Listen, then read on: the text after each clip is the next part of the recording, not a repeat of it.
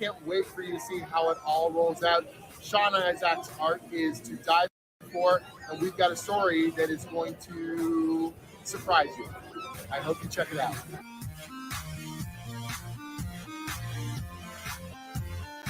I'm Toshio Yabuchi, author of Captain America: Symbol of Truth. I'm Jackson Lansing. I'm Colin Kelly. And we're the authors of Captain America: Symbol of Liberty. That's right. We're so glad to be seeing you here at New York Comic Con, one of our very favorite shows on the planet. And we're here to talk to you about Captain America's Cold War. You mean Captain's America? Yeah, Captain's America Cold War. Event coming spring 2022. Yes. We're bringing back Ian Rogers. We're bringing Sam and Steve together. We're throwing Bucky into like a whole new plot. Things are going to kick off. If you've been reading either of these books, especially if you're reading both of these books, this is where it's all coming together. It's going to be hot and it's going to be cold because it's a Cold War. Cold War. Hot and cold. Cool. Say my favorite Star Wars character to write is, and this probably goes right to my legal background, but Emperor Palpatine. I love writing Palpatine. He's so evil. He's so like plotty and schemy. I think he's the best. I'll write him all day long.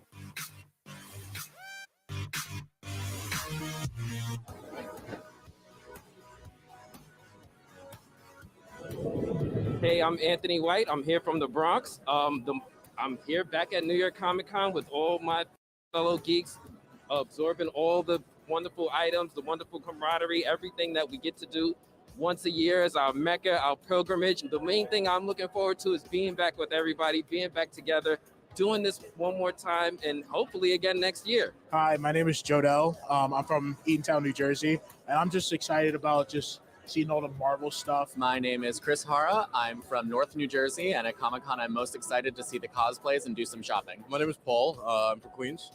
I'm looking forward to thing I'm looking forward to most is the paraphernalia, the T-shirts, the things I can buy here that I can't get anywhere else.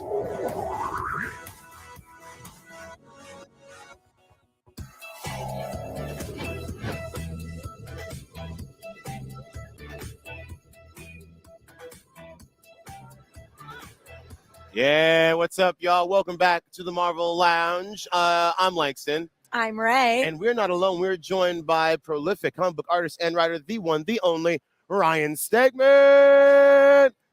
Pyro. We would have Pyro. Next time. Oh, webs. But then we have to clean them up. We have to clean them with the full of that. How are you, my friend? How is the Comic-Con treating you? It's been super big. I mean, last year was half capacity or whatever, so this is super overwhelming, but you know, it's always good to get out and see fans and everything. I mean, you're down in Artist Alley, am I correct? Yeah. You're in the thick of it. Okay, I really love talking with all of our creators about what it's like to be down there. Because again, it is the first time you've seen people in a very long time, but it's also the only time you really get to connect with all of your readers on that level. Yeah, well, so we've gotten kind of used to do it. I've done a few shows, but they're all kind of like half capacity. And so normally our lines, you know, they kind of run out. Well, this one, it doesn't run out. It just keeps going. And so like today to come here, I had to be like, I can't do anymore. I will see you guys in a little bit. I'll be back. But, you know, again, like it's rewarding for sure. That's so exciting. Yeah, and it's also rewarding for all the up-and-coming artists and writers out there to get to hear your thoughts and get to hear us pick your brain. And I want to pick your brain because you are known as an incredible artist and writer, but also for your covers. Yeah. And I feel like sometimes the most important aspect of that comic, thing that grabs your eye on the shelf, is the cover. So what, in your opinion, are some of the elements that go into making a great, iconic comic book cover? Well, so I have like an approach that I think is from the old 90s days, which is I just want to see something that's cool. Yeah. So I've gone into stages where I will do like clever covers. And I kind of just started shying away from that. I just want to draw two characters punching. So the editors will often send me these elaborate ideas.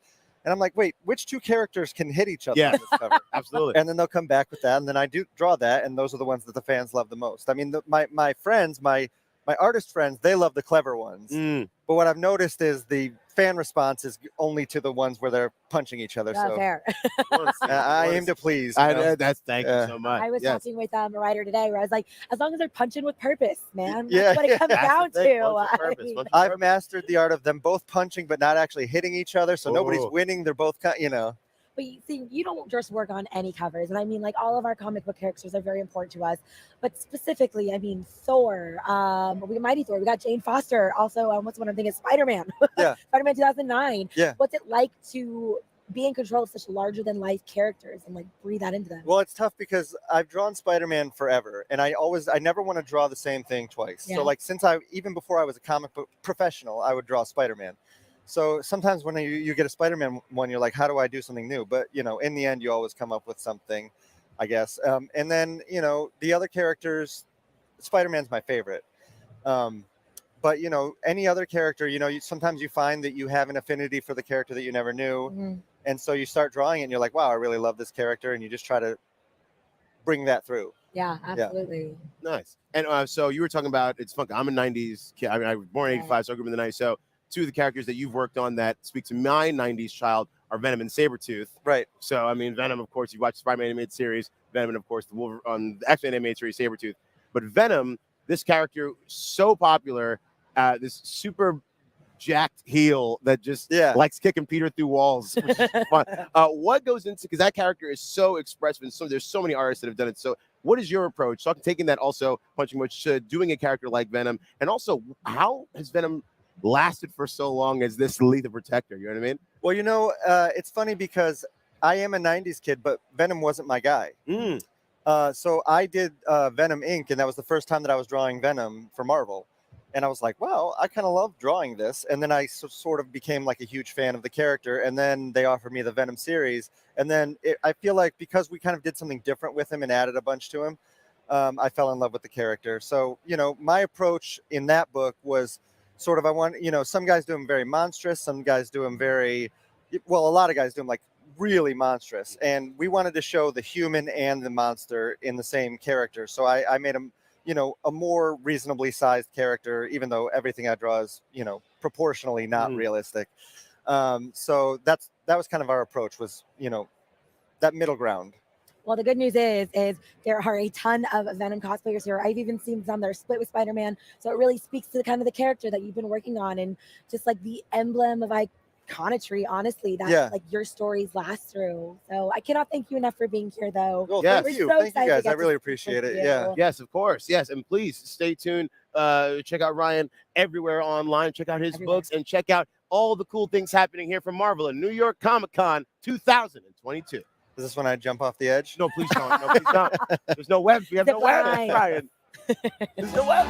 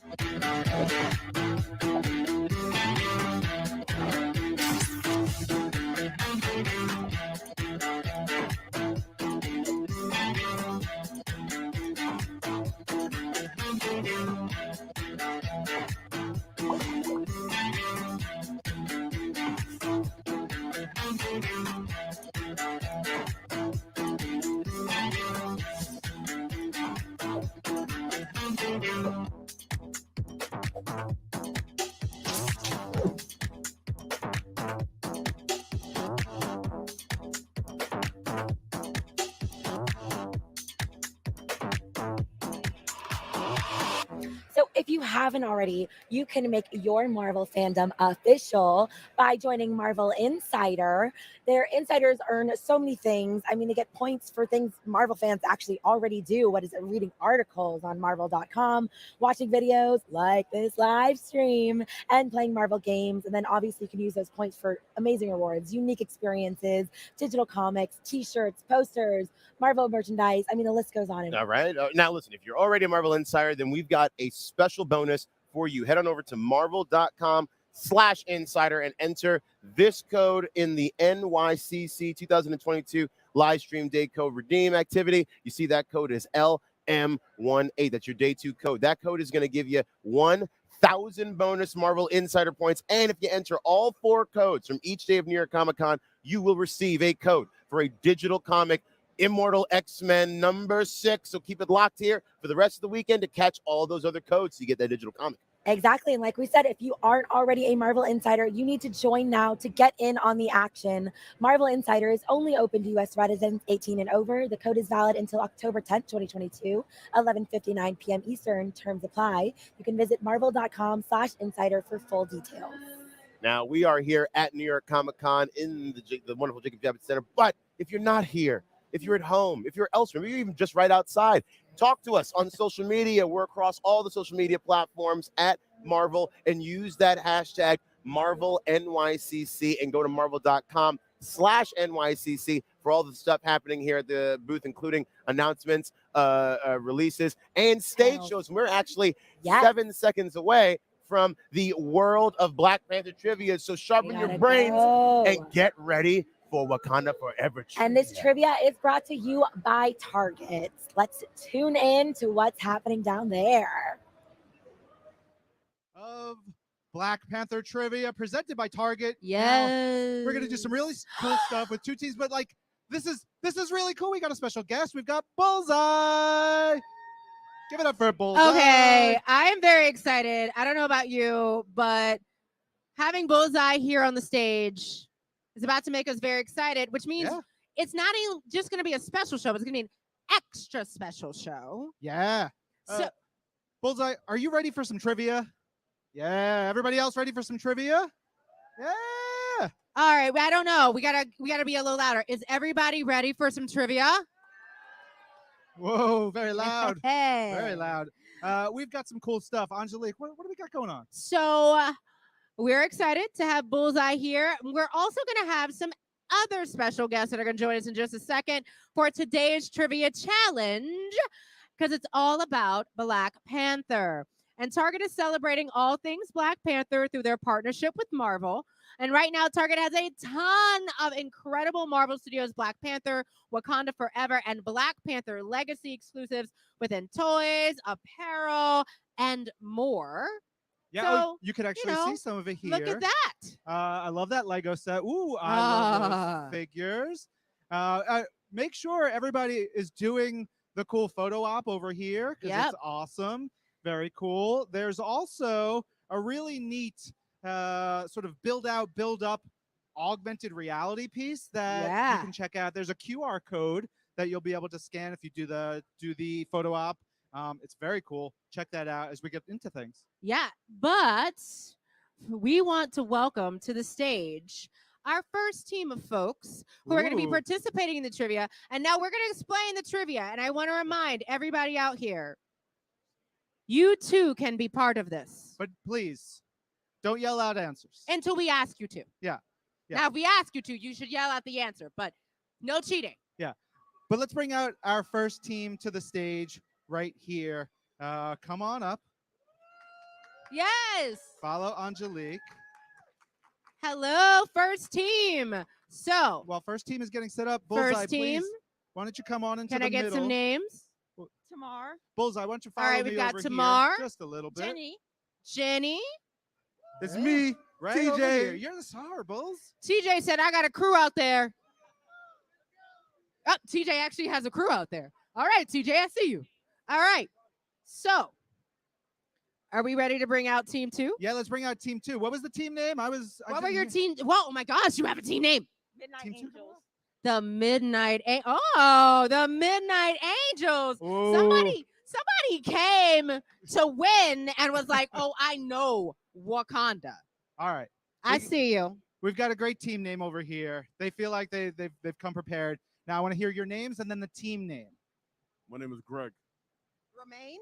Ryan. All right. Who's going to tell us the team name? We're the children of the Golden City. Ooh, Children of the Golden City. Oh. Angelique, this is good. This oh, is good. I mean, I don't know where these teams came from, but these teams came to play. Yeah, I'm going to be real with you. I had someone on the stage earlier who thought Hulk was a mutant, and I was like unimpressed. But y'all, this is going to be fun. This is Look, gonna be good. impressing Ryan Panagos is not easy. It's all right. It's all right. All right. So here are the teams. And teams, here are the rules. Team 1 and Team 2 are Midnight Angels and are Children of the Golden City. Are ready to face off in Wakanda trivia, but listen up because the rules are important. That includes you, audience. Please listen.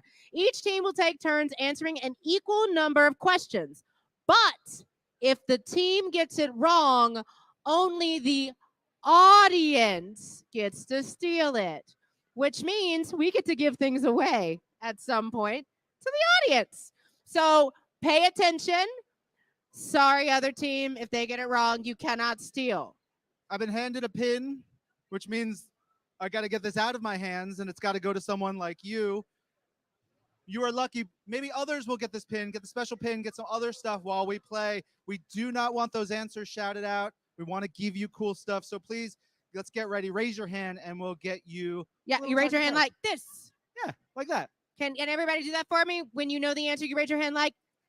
Boom. Yeah, they got this. My 3-year-old is still learning that. We're working. I on mean, it. look, it took some. Look, she's above and beyond on all things. Yes. All right, so there will be 3 rounds of increasing difficulty for increasing points. Whoever gets the most points will win this Target exclusive Spider-Man Bullseye the Dog Funko that we're going to pull up here. And it is the cutest Funko ever, y'all. Y'all, it's a bobblehead. It's so cute. Okay. And I love Funko, so if I'm like, it's really cute. And a $100 Target gift card, which you can use on all sorts of amazing products at Target. And of course, the incredible Marvel Studios Black Panther Wakanda Forever and Black Panther Legacy items. Yeah. Whoever wins the gift card, if you need help with your shopping spree with the gift cards, my Target's at 225th Street. We'll go over there. We'll find some cool stuff together. It's great. Is everybody ready? Really? Yeah, for Really? real. Look, I got to work it every time. Look, I see you, man. Yeah. Bullseye knows. Bullseye gets it. All right. So, are y'all ready? Ready to play. Our first round is multiple choice. Each team has 15 seconds to answer their question. But if you do not answer quick enough or get it wrong, the audience can steal. If you're in the audience and you know the answer, what do? Man, y'all are just on it. All right. Ryan, would you like to ask the first question? Sure. So, Midnight Angels, do you want to figure out someone who's going to answer, or just whoever wants to get it? Do you want to designate an answerer? Yeah. He's like, Children of the Golden City, no. that too? I feel like this. Are you the leader? Are you? All right. She is their leader. She's an Army veteran. That's the way it goes. I mean, she literally is a leader. Yes. All right. So you do have the ability to defer with your team, but you only have 15 seconds. Yes. All right. Bullseye, are you ready? Woo. Yeah. All right. All right. Ryan, first question. So first round, multiple choice, all about origins, 15 seconds. Let's go. What rare metal contributed to Wakandans becoming the most technologically advanced nation in the world? Didn't even need the choices. Did not need the Vibranium choices. Was correct. What is that? That was like half a second? No. Yeah. Half a second. We didn't even get to the 15 seconds. Okay, great. All right. Question 2. The Black Panther gets their powers by taking a magical herb that is shaped like a Heart shape. a heart. That is All correct. right. See? Team I'm not one. even getting to the option. All right. So let's ask team 2 a question. You ready? Oh, we're going back and forth. Yeah. Let's ask team 2. My bad. You guys, all right. Children of the Golden City, you're going to get the next two. Okay? All right. All right. The Panther God is known for imbuing the Black Panther with powers, but what is that god's name? Bass. That is correct. I didn't have to read it. I love it. You guys know. Do you want to throw him 2 questions? Yep. All right. Vibranium is such a rare metal because it comes from what far off place? Choices are space, deep within the earth, or Antarctica. Space is correct. They are on fire. All right. All right. Question 5. How does one get named the Black Panther according to Wakandan law? You got ritual trials, family lineage, or the Panther God chooses them. I heard ritual trials. Boom. That is correct, of course. This is going very well. All right. Team 2. All right. T'Challa's longtime foe, Killmonger.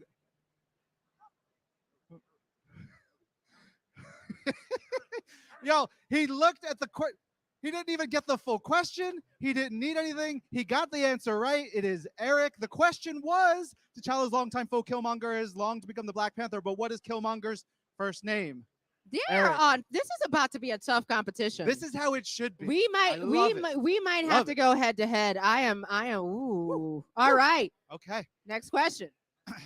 Who is T'Challa's little sister? Shuri.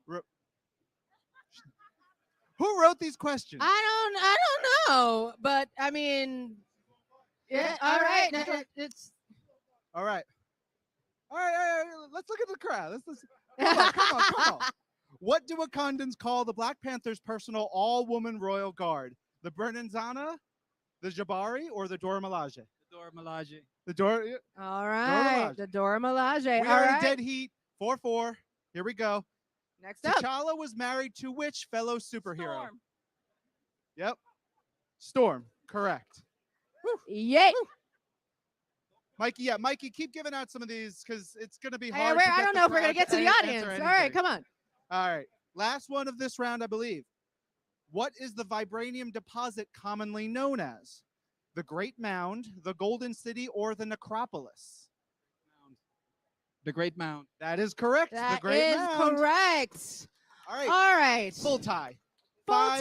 tie. 5-5. But guess what? What? It's round 2. Boom. You know what round 2 means? No. Harder questions. Ooh. More points. All right. So y'all are tied right now, but these multiple choice things are gone.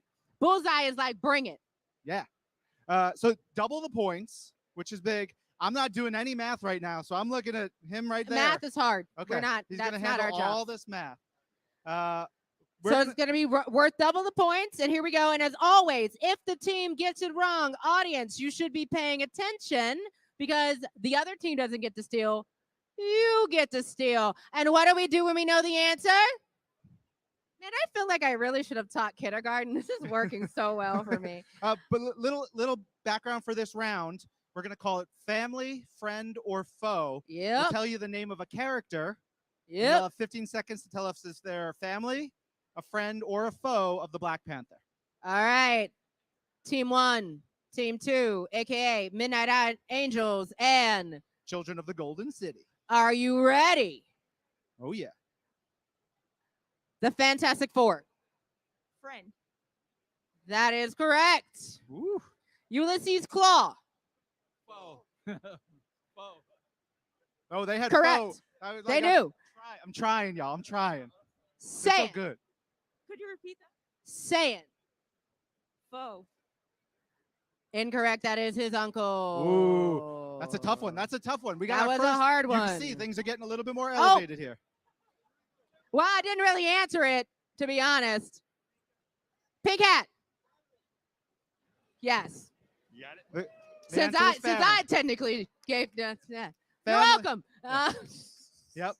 All right. White Tiger, aka Kevin Casper Cole. Run. What did you say? What did he say? Run. Correct. All right. Agent Everett Ross. Friend. Correct. Nyami.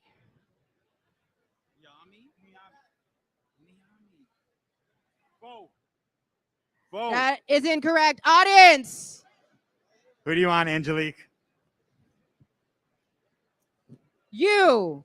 Right here. Yes. Family. Yes. Look at that. You get a done, prize. Mr. Get a prize. Knight. You get another one for that Niami knowledge. is T'Challa's biological mother. Correct. Okay. M'Baku. Friend. Incorrect. In the comics, M'Baku is actually his foe. Again. Dang it! I'm sorry. But he's both though. Ooh, heated debate. But we are looking at the comics. We are looking at the comics. Also, y'all, can we just give the audience free things because Angelique is messing up today? Because also, obviously, there's 3 of them. Like, yeah, I knew the answer, Angelique.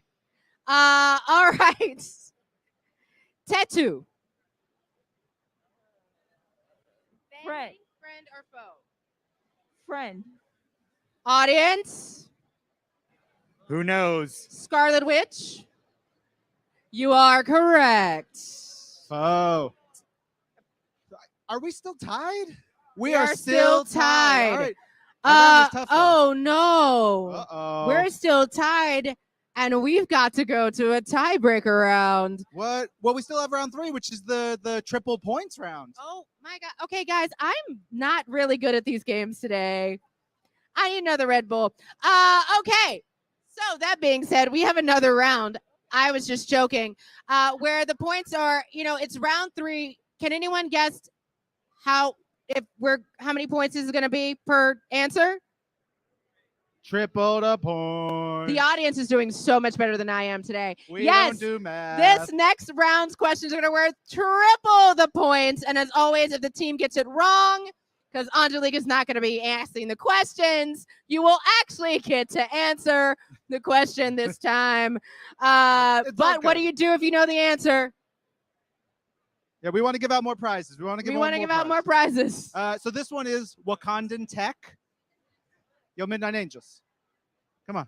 Let's get this. All right, Midnight I want to tell Angels. you all about this one. So this is Wakandan Tech. But I'm going to probably call it, what's that thing? And this one is very difficult.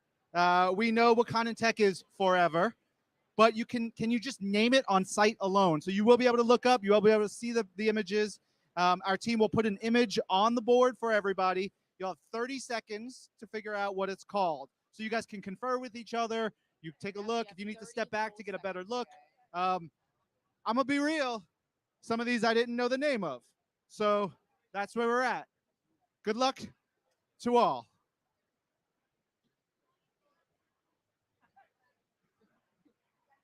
What do we got going on? You ready? Yeah, we're ready. You conferring? Everything good? We're conferring about the conferring. All right, confer about conferring. All right, are you ready, Bullseye? Do you want to start with the Midnight Angels again? Okay, we're gonna look up. Show us. What's that thing? What is that thing? And if you need a hint, the hint is this souped-up motorcycle flies for the king of Wakanda. This souped-up motorcycle flies for the king of Wakanda. That would be kind of giving away some part of it. I know. Yeah. That was it. All right. 15 seconds. 15 seconds. Skybike. Skybike is correct. It is. Midnight Angels. He was like, Skybike. And I was like, I can't tell you that it's right. All right. Here we go. All right. You ready for the next one? All right. What's that thing? We're looking specifically about the thing that shows up in all 3 pictures. Yeah. The bracelet functions like a super advanced smartphone containing life records of its Wakandan wearer, communications and projection abilities, so much more. Oh, I see some consternation here. I mean, I'm just saying it's one of the things that all Wakandans have. Yeah. Maybe look at the bracelet. What's on it? Think about what's on it. 10 seconds. Yeah, you have to string them together. Yeah. I heard one part of it. All right. Time. 3. It 2. is. All right. Give us a guess. The tech beads.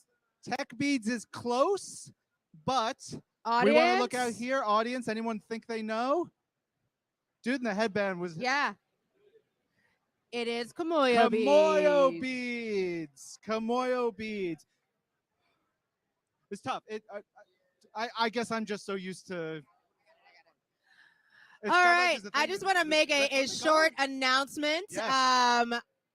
Because we want to make sure folks know this gentleman right here is not Marvel staff, but he is wearing a Marvel staff shirt so he could be on stage. Yeah, he probably. So he literally is a fan who guessed that it was the 70s and that we said it flew and he said sky and it's a bike. So, what was horrible thing was on your shirt? Was it like a man who is also a bat or some other? Oh, all I right. mean, that's not Oh, horrible. Yeah, that's not bad. That's good. mean- But we can't have you on the screen. That's yeah, fine. All right. yeah. But All we right. wanted you to participate, and here you are. All right, here we go. Here we go. Here we go. Next one up, guys. It's take a gonna look. get harder. And what's that thing? So we're thinking of the thing that is in the middle of the screen. So it's a bubble-like bike. It's an early Wakandan all-terrain automobile. Yes. Yeah, we say automobile on this card, but I've never seen an automobile like that. I think Bullseye knows, but Bullseye won't Bullseye got this. tell. All right, we're running out of time. 5.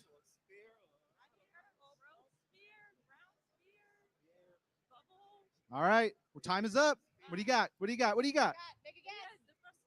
Ground sphere, orb, ground sphere, ground orb. They said round orb. Does anybody in the audience know? Oh my God, I just have to, yes.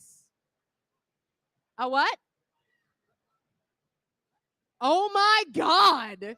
He got it correct. Legit, that's someone who was He right. legit could not hold it in. He knew that answer. That is terrific. And I'm That is tough. That is I'm tough. impressed. That was a tough question. The gyro cruiser. That is a gyro cruiser. That's some Stan Lee figuring it all out. Jack Kirby goodness. I right mean, there. it's actually a pretty dope name. Yeah. All right. Next one up for y'all. What's that thing? And now specifically, we're talking about sort of the. It's hard to explain specifically the pieces that are flying off behind. Yeah, so her. don't look at the suit. We're Yeah. not asking about the suit. We're asking about the thing that's above them. Yeah, the little hint is these throw off enemies by creating holograms complete with heat signatures. So, some of that maybe was in the name. Perhaps. Perhaps. What they project. You got half of it. I'll tell you, you got half of it. We're running out of time. Make a guess, make a guess, make a guess. Hollow is not it, but that was close. I mean, that's a great name. Anybody Audience. know? Anybody know what This is tough. those are? It's tough. It's a tough one. Constrictor, you don't know? Constrictor I doesn't mean, know. Do you really know? Oh my God. All right. Go ahead. Dude is back I want to again. know. What does he know? No, unfortunately. All right. It is. The, Anybody else before we Nobody- say it? So all right, now close, we're just guessing. but no cigars. It's the holopods or holopods. The little, see that little circle with the explosion looking out of it? She tosses them out. I know it was a very tough one. I mean, there's but a lot of money in this game. we also had to challenge you. You clearly know were the just wings. giving out answers Yeah. like it was nothing earlier. All right. Next up for you guys. All right, you ready? Yes. What's that thing? So specifically, we're looking at the yellow spheres that attach to the target's skin and suck out the moisture from the body. So, think, Dry, yeah, dry stuff, arid. light. Sun balls, sunburst, Mm. That's one word. flame, It seems like they got maybe half of it. They got half of it. heat, They're reasoning it out right now. They're figuring it out. They're working it. What's our time? What's our time? 5, 4, 3, 2, 1. I got heat balls. You know what? Heat balls is a very different conversation than we're having on the stage right now. Who wants to give it a shot? Anybody? All right, what do you got? I'm not saying what you just said, young man. Anybody else want to give me something that is a little bit more family friendly? Anybody else? What? Heat orbs. That was a good shot. No. These are the desert suns. Desert suns. All right.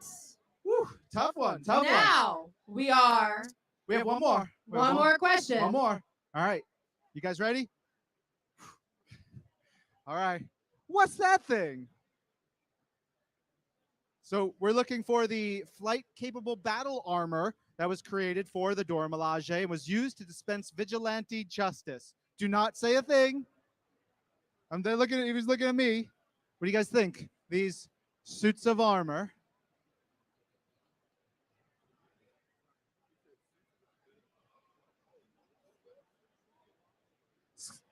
I want to give some hints. I really. You can. I know it's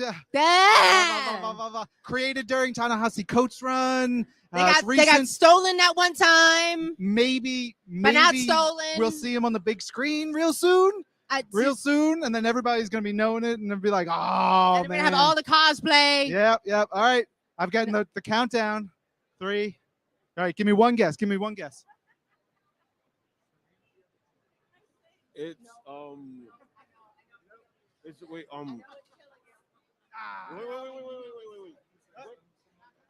No. All right. All right, we got to go to the Audience, can you guess what is that on the screen? Are you going to give us something that isn't foul and filthy? What is it? Aqua suit. No, sir, not the aqua suit. Anybody else? Anybody else? Know what's on? No, it is not. Can I let them answer? It's killing them. It's killing them. They don't get the points. They don't get the They don't get points, the but they get to answer. Can you tell me what that is? Midnight Angels. It is the Midnight Angel armor. It's like, well, you had your name in one of the answers. They had their name in one of the answers. All right. So before we announce the winner, Well, because where are we? no, we got a winner? So before we announce the winner, Okay. Oh. since Angelique could not remember to wait and just wanted to answer things, we're going to give the audience one more opportunity to get some free stuff. Let's just give it out. Let's just give some free All stuff right. out. So what we're going to do, we're just going to give it out. But if you know a name of a Black Panther, any Black Panther, yell it out. And Mikey's going to bring you a pen. And there are a lot of Black Panthers, yo. Oh, or Mary. Hi, Mary. Everyone say hi, Mary. What's that? Be very nice to Mary. Not So yet. as our Not math yet. people are Not yet. mathing, Mary's going to hand out a couple buttons. And I want to say so many thank yous to our sponsor, Target. Thank you for being here, Bullseye. Bullseye. Bullseye's Thanks, been up here cheering along. Yeah. You know, making sure our teams felt welcome.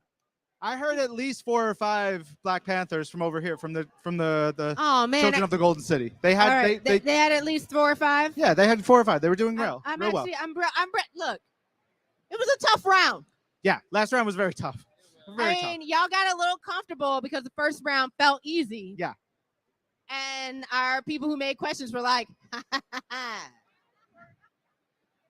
Do we have a definitive score? the math people are mathing. I Math. think the math people have Math me, math. Benjamin.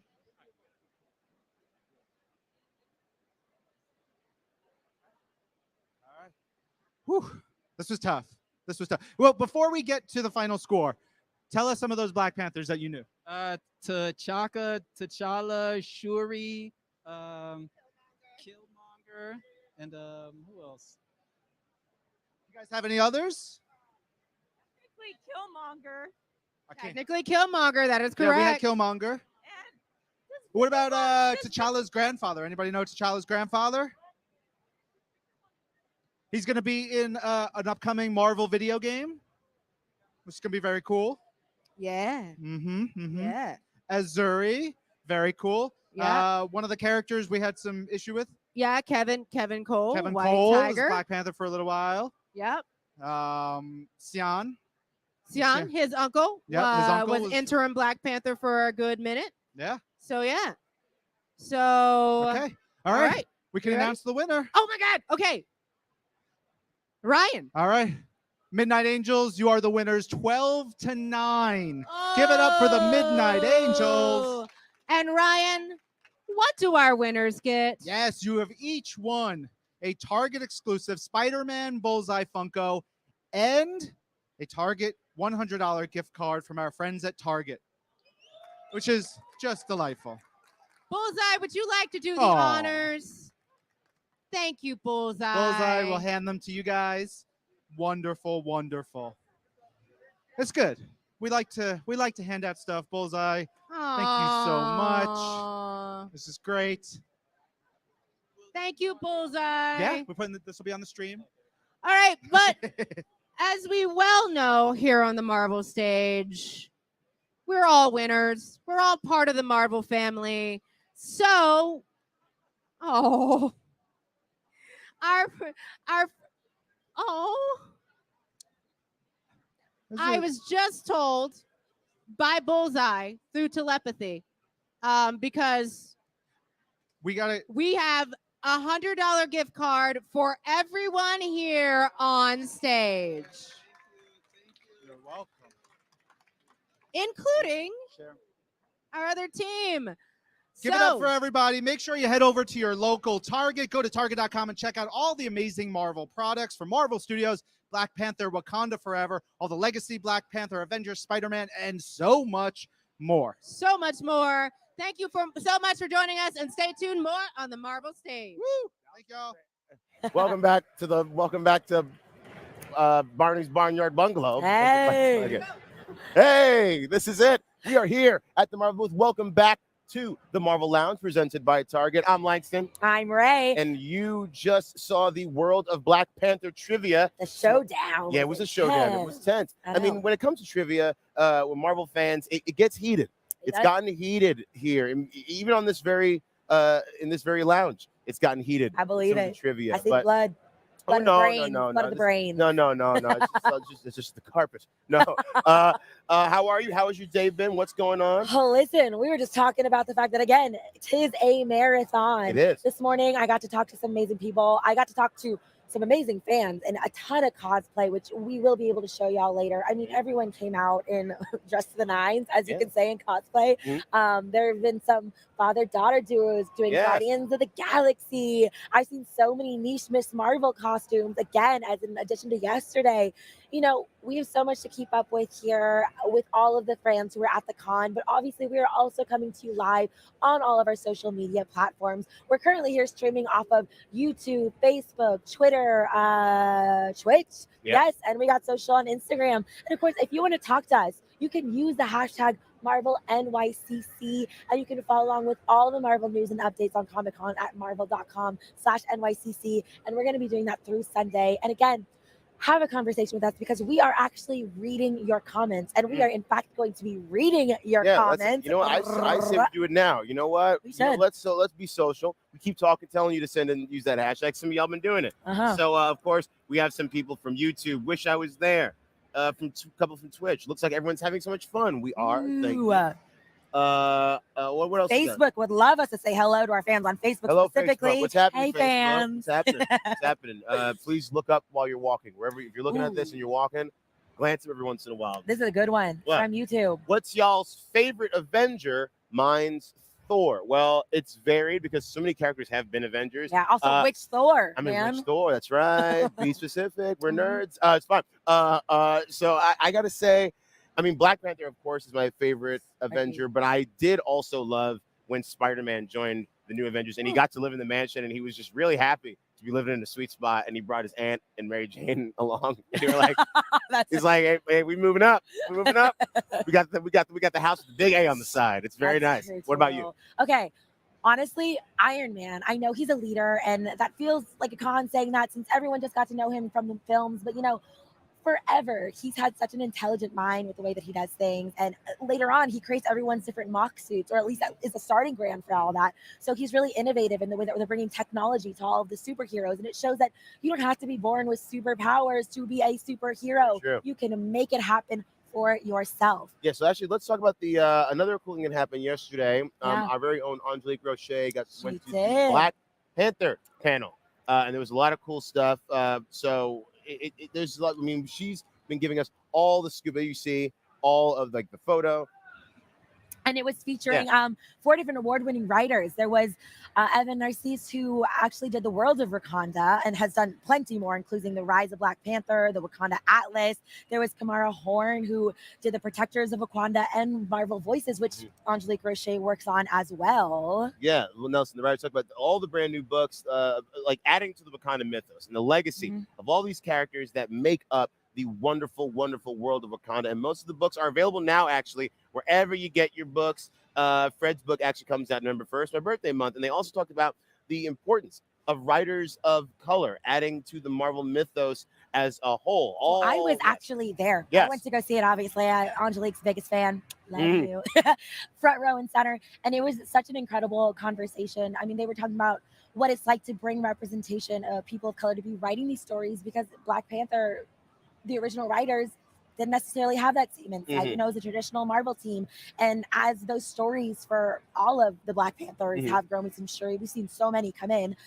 They've been so inclusionary about bringing in writers who have the right perspective to add to that. So honestly, like, that may have been the best panel that I've been to so far, but there's so much else that has been happening. I think we need to take a look at what's been going on, what was going on at the Marvel booth all of yesterday. Oh, Let's yeah, check in with that now. Take a look at day one, right? Yeah. Let's take a tip back in time.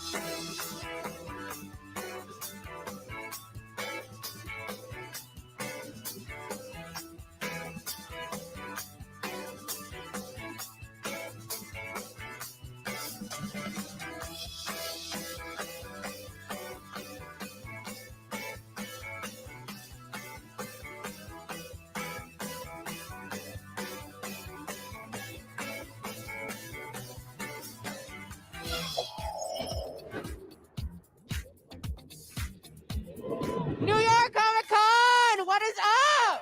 There we go. So much Special better. shout out to Hawkeye over here. So and much better. Spider-Gwen living it up. Well, it's time for a mystery game. Are you ready, Mikey? I'm ready. We are playing the age-old game, Alien Race or Cheese. We are going to give you a word. And then you, my friend, are going to tell us whether or not it's an alien race or is it cheese? The first clue is going to be Emmental. Alien race or cheese? Emmental. We also have it right up there on the screen for you. Alien. That is incorrect. It is in fact a cheese. Next one. Fonabi. Alien race. You're correct. What do we got? It It's is an alien. We have 1 point for the long shot for Mike over here. Next up, are you ready? I'm ready. Surty. I will go with alien. Incorrect. It is It's a cheese. You got to try it on a sandwich. It's pretty delectable. Idam. I'm gonna say cheese. You are correct. It is a cheese. There you go. Now you're back on track. This is easy stuff we're going on. The next word is Kodabak. Alien. Hold on. If you think it's an alien race, make some noise. Okay. And If you if think it's it's a cheese. I'm gonna go with alien race. I think long shot's right. It is an alien race. Alien race. There we go. Domiati. Is it an alien race or is it a cheese? Alien. Oh, you should have followed the It's a cheese. stage It's left. a real stinker. It's a cheese. It's all right. Oh. Hey, I got jokes all night long. All right. I just wanted to come and hijack this. I want to hear everybody say alien race or cheese. Can you do that with us? Alien race or cheese. Now I have the tone. Thank you. That's also the man who created this great game right there, Ryan Panago. Yeah, Agent N himself. And we're going to get to whether he is an alien race or cheese later. Oh, wait. Is Ryan Panagos an alien race or is he cheese? Cheese, 100%. That the is best correct. kind. Milvin Kasi. Milvin Kazi. Is it an alien race Or is it the cheese? Cheese. She says cheese. She is correct. She is correct. It also sounds quite tasty. Shahar. Shiar. Alien. Alien. Alien. For Shiar. I mean, I feel like we kind of.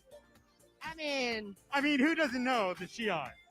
Classic. I think it's getting tight right now.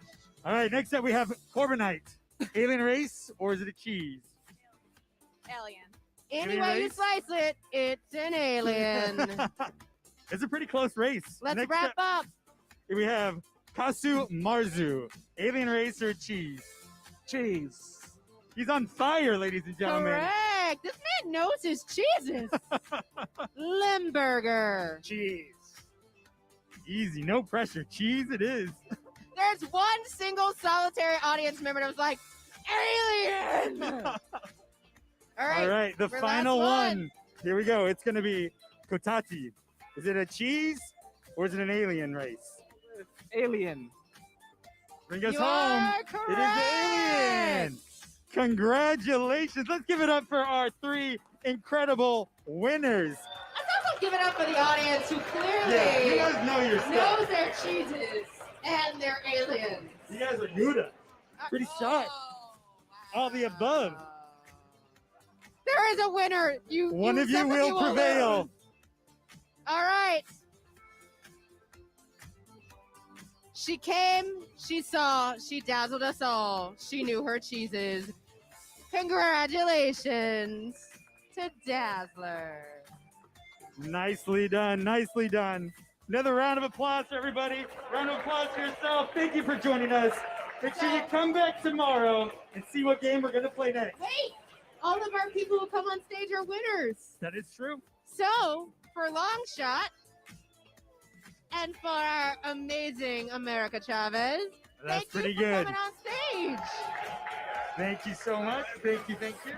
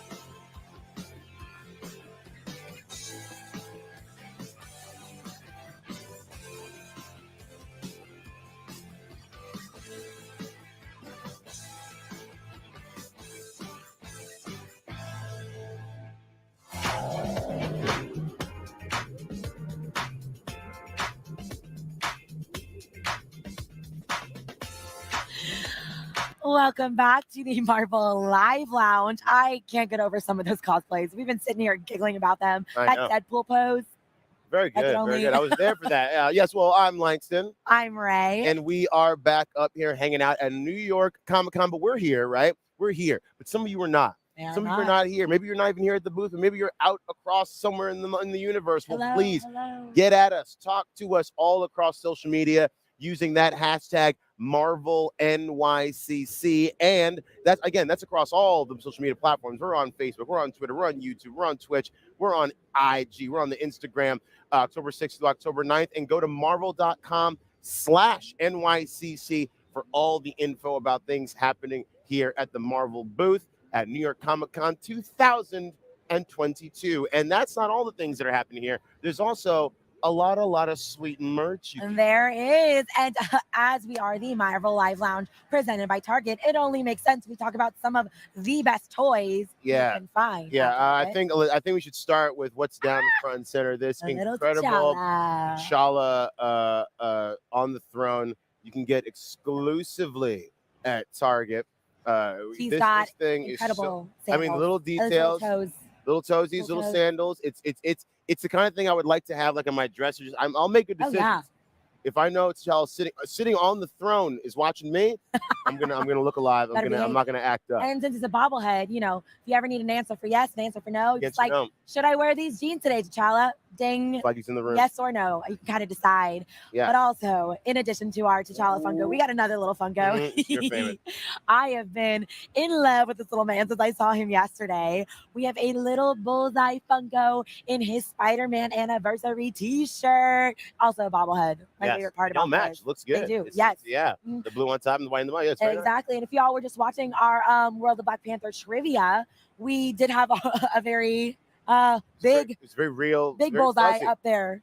Very I know. fuzzy kind of guest on stage, but it was very nice. Yeah, but there it is. Yeah, show it off. There he is. Listen, That's my and the whole thing angle. is again, I like the great thing about all the Funkos is like you want to have them like on your desk, and again, the personality in each of these is so great. Even this little mini T'Challa and Bullseye, they're all so great. Yes. So let's say, speaking of cosplay, right? Cosplay can sometimes get very expensive, and sometimes you want to just do something real simple. So check out this cosplay mask from Marvel Studios, Black Panther. This is just this is so nice. This is just such a really cool. There we go. There it is. I'm not gonna put it on. Seen what it does? Yes. Oh, there you go. You see these lenses come out again. This is just fun because I just want to wear this around the house. Yeah. Well, you know what I mean? you? I When would. you're raving out at home, because guess what? It lights So, up. I actually, the cool thing about this, I didn't have a mask on when I was actually talking to the Marvel fans earlier. I actually went out onto the floor to talk to some of the Marvel fans to pick their brains and pick their souls to see how they celebrate their Marvel fandom. Check it out.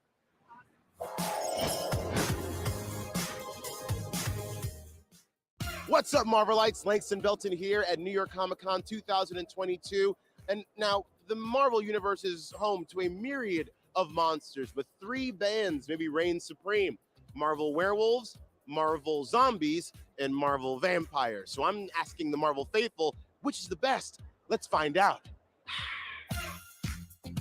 What's the best? Marvel Vampires, Marvel Zombies, or Marvel Werewolves? Zombies all the way. Why zombies? They're just iconic. You got Morbius as a vampire, you got Werewolf by Night, but everybody's a zombie. Hey, that's nice. Everybody's a zombie. I gotta go with Marvel Werewolves. Oh, why werewolves? I don't know. There's just something more dangerous about the sound of it. I'm going to say Marvel Zombies because you don't have to feel bad when you chop their heads off. You don't feel bad when you... well, I'm sold. I'm going to go with Marvel Werewolves since we got Marvel Werewolf by Night. You going with the current events? I'm going with the current events. Stay current, show. Got to go with werewolves. Why werewolves? The inner beast, I would say it's more of a metaphor of the inner beast in us. I would like to go with vampires because I feel that they just sneak up on you, and they just they get you. Yeah, they scare you out of nowhere. The Marvel fans never letting me down. I had a monstrously good time talking to all of you, and be sure to check out all the cool things happening here at the convention by going to marvel.com/NYCC and talk to us on social media using that hashtag MarvelNYCC. Until next time, I'm Langston. I'm gonna go find some more monsters, but this is Marvel, your universe.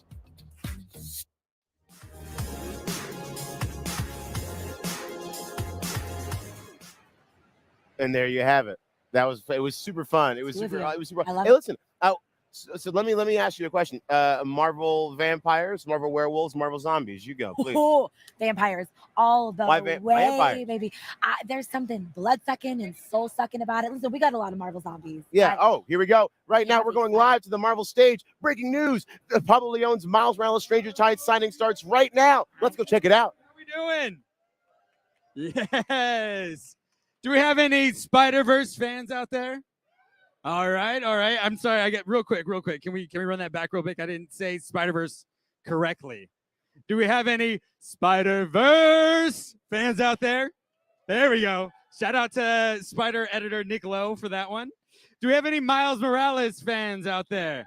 All right. So you're going to want to come all the way forward. We have a very awesome signing going on. If you want to make your way to the Marvel VV booth, and please put your hands together as we welcome the ever talented artist, Pablo Leon. Give it up, Pablo. It's so great to have you here. All right, so Pablo is the artist on Miles Morales Stranger Tides, which is the second middle grade original graphic novel from Scholastic. So first, Pablo, I just want to know, how you doing? How's your con been? Here, let me check this real quick. There you go. It's been very hectic, but good. You know, I haven't been in a big crowd like this in a while, so. I mean, they're all excited to meet you. They're all fans of this incredible character. So in just a few moments, we're going to be letting you sign this piece of artwork, which is truly fantastic. Or if you have the book, Pablo will also sign that as well. But what can you tell us about this piece of artwork? Oh, yeah. Like all of us, I watched the Spider-Verse, and I went home and I drew a ton of fan art. So keep making fan art, because that's how you get jobs. And then I got hired for this. But yeah, no, it's all about like forms and readability. So that was very much all I wanted just going in. Yeah, no, it reads really well. You have great highlights to really make Miles pop from the background, which is awesome. So Miles Morales Stranger Tides, it's the second original graphic novel from Scholastic. Can you tell us about the first original graphic novel and what Miles was up to then? Yeah, Shockwaves was labor of love. It was all about exploring Miles's Puerto Rican identity, which, you know, it's often very overlooked. It's a very important part of what this character is. So I was really happy to like go in and like add a little bit of you know, what I thought would be great for the character. So, and then, you know, he starts out as a frustrated artist. So I know the feeling on that one. So can you relate a little bit, maybe too much at times? Oh yeah. But you are successful. Your art is absolutely beautiful. Yeah, and then he ends, you know, in a good note. So, you know, everything ends well. Yeah. Do we have any artists out there like Pablo and like Miles? Yeah, a little bit. Show of hands, looking really good. Cool. And so in the first book, it has some really, really incredible, fun, young villains around. So will you and the writer, Justin Reynolds, are you going to be adding more characters to Miles Morales' world in the second go around? Not that maybe one or two. One or two? Yeah, they've shown up before. I don't want to spoil it. Okay. But they do a lot of great things with the ones that we have already. So.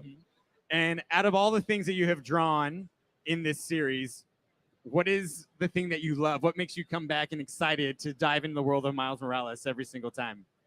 I'm a masochist. I really love drawing cities and buildings, and that is like my bread and butter. So it's always about that. It's always about just drawing the city. Yeah. So yeah. No, I commend you. Drawing cities and all that stuff. It takes a special type of talent to get it done right and to like truly enjoy it all. So this book just came out this week, isn't that correct? No, I think it comes out next month. Oh, next month? All Yeah. right. Well, what are you most excited for fans to experience? Just returning to this world that Justin and I, created. I think he's done a lot of good stuff with the character, and I'm really happy with the reception that Shockwaves has gotten. So hopefully more people enjoy Stranger Tides. Awesome. We love it. So Miles Morales, Stranger Tides, it's now available wherever books are sold. You can get your copy, and you can get this signed piece of artwork coming right up. So go ahead and make your way over here, Marvel fans. We are about to get started. Ladies and gentlemen, please give it up for Pablo.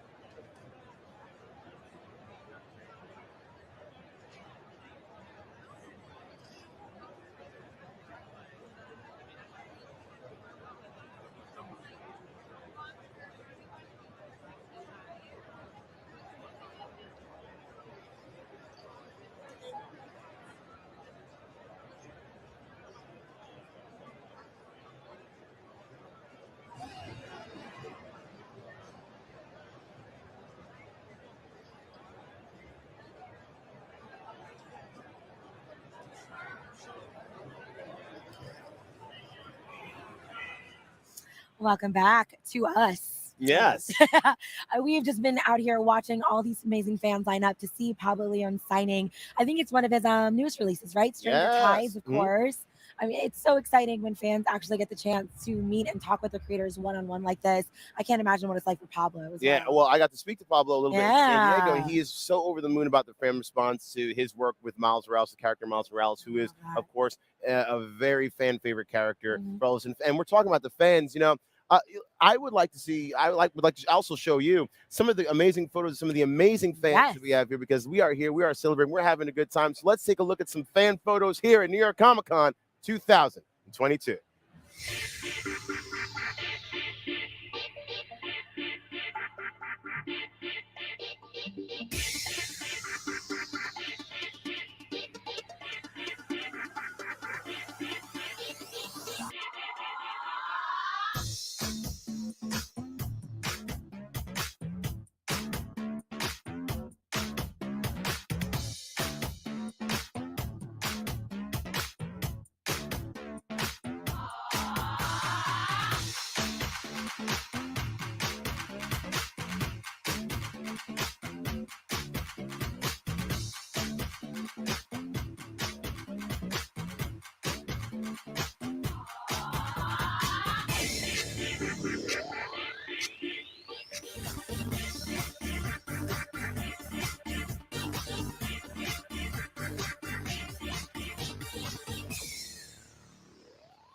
Hello, hello, Marvelites. I am joined here by some of our friends at Hasbro. I have Ryan Ting, who is the senior manager for marketing, and I have Dwight Stahl, who is a principal designer, if I'm correct. Yes. Okay, we're about to talk about my favorite topic of all time, toys. I wait for this every con. I wait for this for every merch drop, and we have some super sick, souped out muscle cars, if I remember, because we are celebrating the 50th anniversary of Ghost Rider. Correct. So we have some very customized cars with us. But before we even get into that, I have to ask, yes, we're celebrating the 50th anniversary, but why Ghost Rider of all things? So first of all, thanks for having us, Ray, and it's awesome for us to be back here at New York Comic Con. And yeah, it's a big year for Ghost Rider. We're going to talk about this awesome HasLab, but I think, you know, what we really wanted to do was take HasLab to the next level and do a vehicle for the first time. HasLab, for those of you guys who don't know, is Hasbro Pulse's platform to bring dream items to life, things that are, you know, maybe you couldn't sell at a normal traditional retail channel. So as we'll get into, this car has so many amazing features, but yeah, that's why we chose a vehicle for the first time. We had previously done things like a Galactus or a Sentinel, which were awesome, and those were, you know, great successful projects. But now our attention here is the engine of vengeance, right, Dwight? Correct. Yeah, and when we get to the vehicles, it's like, what's that right size that's also impressive and big and different and something new and something fresh, and that's why we thought, with Ghost Rider's anniversary and with Robbie Reyes being one of the newer Ghost Riders, it was something a little bit different, where the other two are very much rooted in classic lore. This guy's a little bit more modern, which is kind of fun to do something with a more modern twist, you know, with a different Ghost Rider from a different background. It's just kind of fun to celebrate some newness in Marvel. Because it does come from the all-new Ghost Rider, which came out in 2014. So that does hit on the modern era of it. Yeah. Do y'all want to run us through some of the specs of the toys? Yeah. Yeah. So guys, this is crowdfunding now, and the campaign is running through October 31st. But let's just jump into the car. So Dwight, why don't you fire it up here as I give him the overview? All right. All right, yeah. All right. So this is a full scale, 1/12 scale muscle car here. Robbie Reyes' engine of vengeance. Dwight just booted it up. You see, it's a 19-inch long, you know, fully detailed car. It's got this amazing LED light package with, you know, light effects on the tires, the tailpipes. We've got some risers. So Dwight, talk them through kind of all the features here, I guess.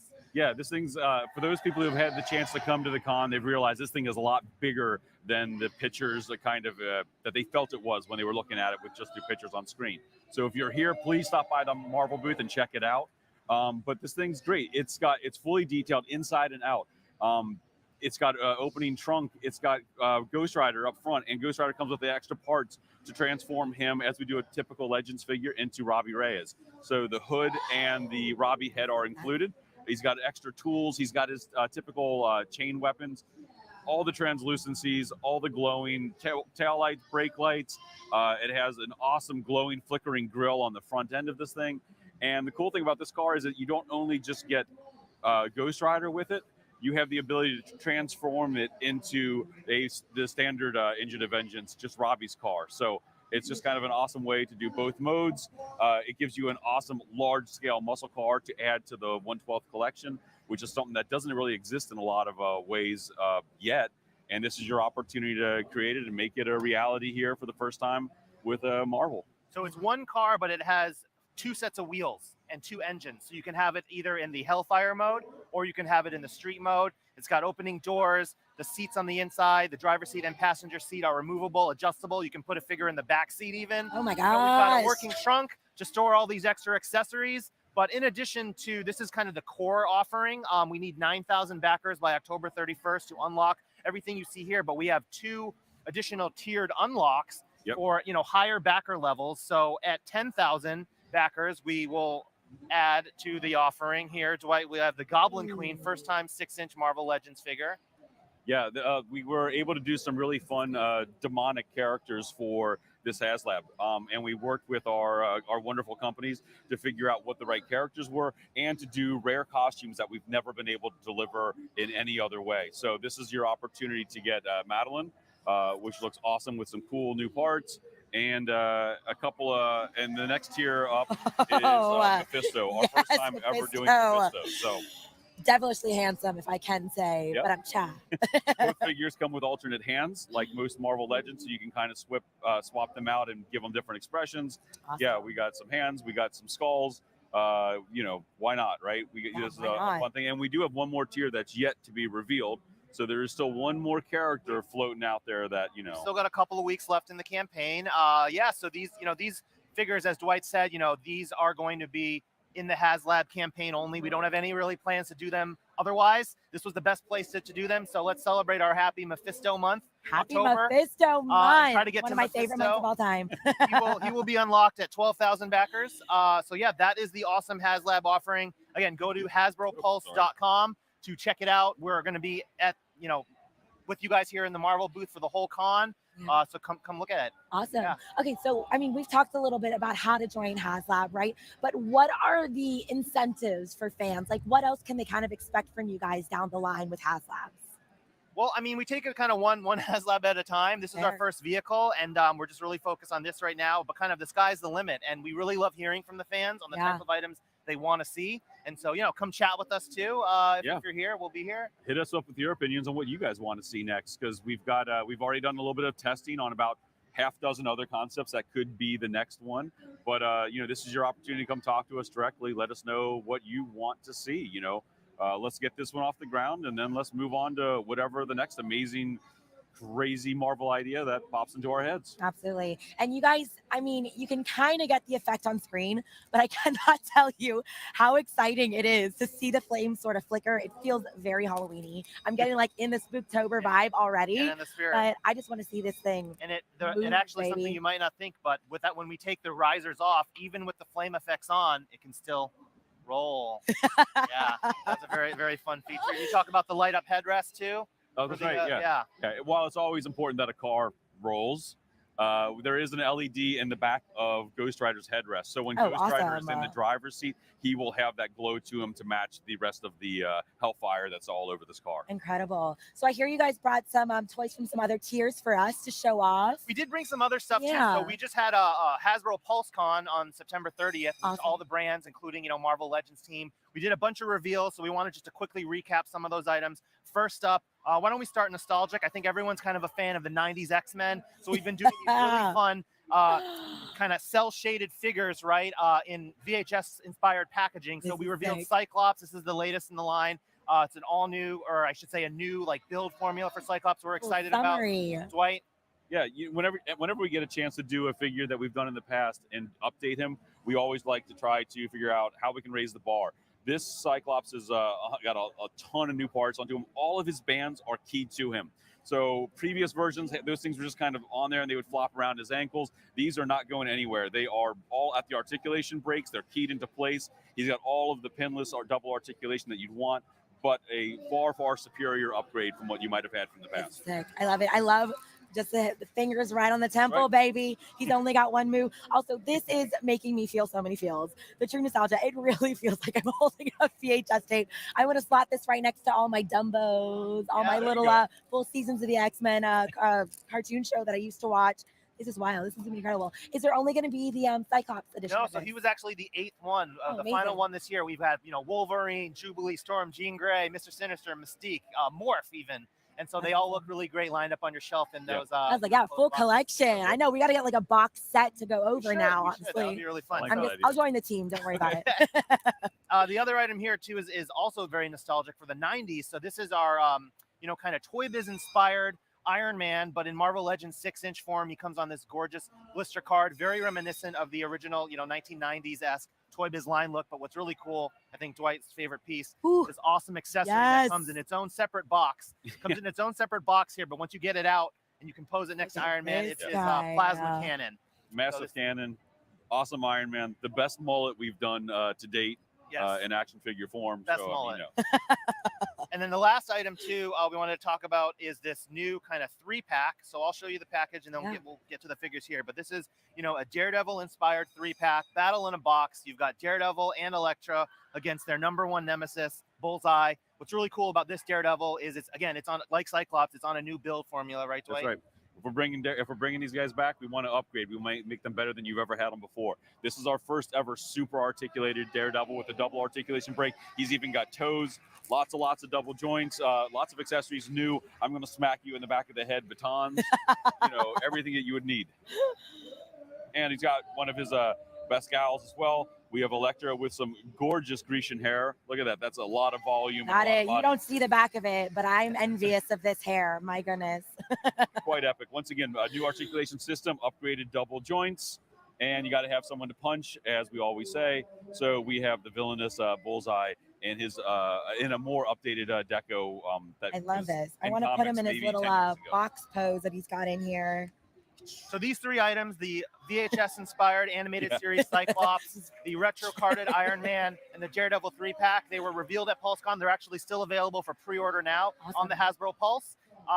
So yeah, those are kind of the PulseCon recaps. And then before we get out of here, wanted to, lean into Black Panther. A lot Yes. of Black Panther stuff going on here at New York Comic Con. Marvel Studios, Black Panther, Wakanda Forever coming very, very soon. Very So let's soon get in into November. it. And so, yeah, we saw a new trailer a couple of days ago. And so we wanted to just quickly talk about the Build-A-Figure wave that's on shelf now. So we've got our Build-A-Figure Atuma here. Who else is in the wave? We've got Namor. That new trailer had a lot of Namor action. It did. For that. Listen, it was for the ladies, let me That tell was you. awesome. Lots of crunches. And then we've got some other, characters too returning. We've got a Koei here, and then we've got a Nakia in her new look here. Nakia also comes with her additional helmet Neat. there. And so this wave is on shelf now. Fans are loving it. We love seeing that. And just kind of revealed recently is this deluxe style Ironheart with an unmasked likeness. So this is the Riri Williams Ironheart as we will see her. Rage, yeah. I don't know if I can. Goodbye, baby. Love you. So she's got a lot of pieces, only some of which are shown here. She's got a helmet look, the unmasked helmet as well. Oh my God. So these are all available now. Go get them on the Hasbro Pulse and other retailers. But where we wanted to leave you with, guys, was a new character, which we saw at the very end of the trailer. I think there's a lot of internet speculation. We're not going to, get into any spoilers or anything. We're just going to show you the exact character you saw at the end of the trailer and let you know that this character will be coming to the Marvel Legends 6-inch line. So Dwight, show it off. But we're not saying anything about it, but just check it out and it'll be available later this year. You can't Watch see the us, trailer we're all again. just lock it away. Here it is in figure form. So that wraps it up. Thank you for having us. Again, guys, go to the HasbroPulse.com to check out Robbie Reyes and the Engine of Vengeance. We need your support to help make this dream item a reality. A lot of thought went into it, and hopefully fans dig it as much as we do. Thank you guys so much. And make sure you stay tuned for even more Marvel content from New York Comic Con. Too much fun playing with toys.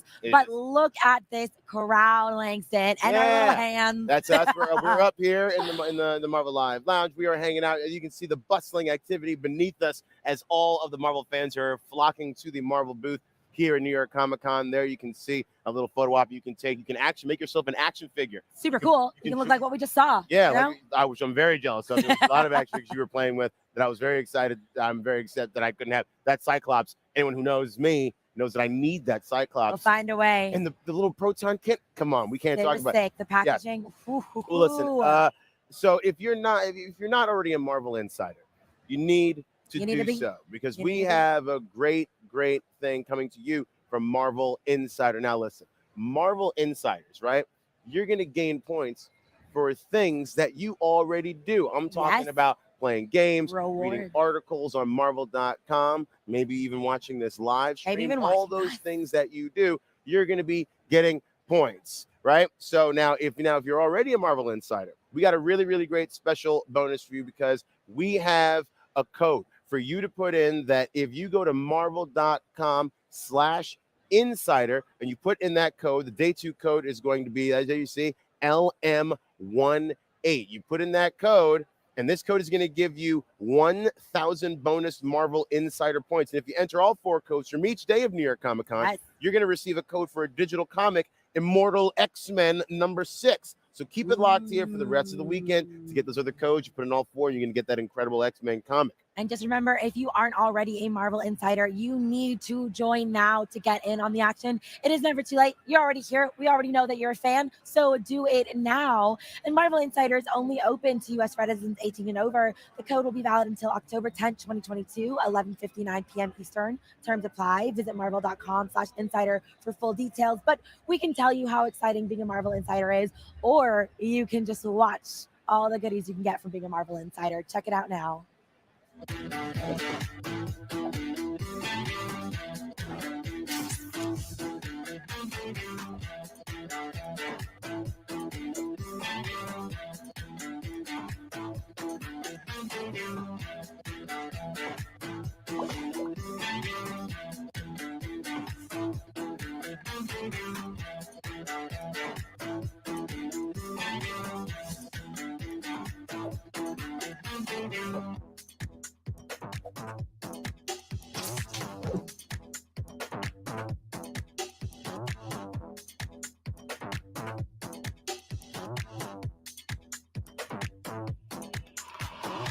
Are you a Marvel Insider? I am. I'm a Marvel and I shall Insider. continue to be. You need to be a Marvel Insider. Well, listen, it's good news, bad news time, folks. The bad news is that Ray and myself, we have to leave. We do. We Our have to puppet leave. Ray hands. and myself, Beta Ray, we have to I go. gotta I'm go. sorry. We have to leave. But the good news is you're going to be joined by the one and only, the one and only Angelique Roche and the one and only Ryan The Panagos. two and onlys? Yes, Yes, we love them.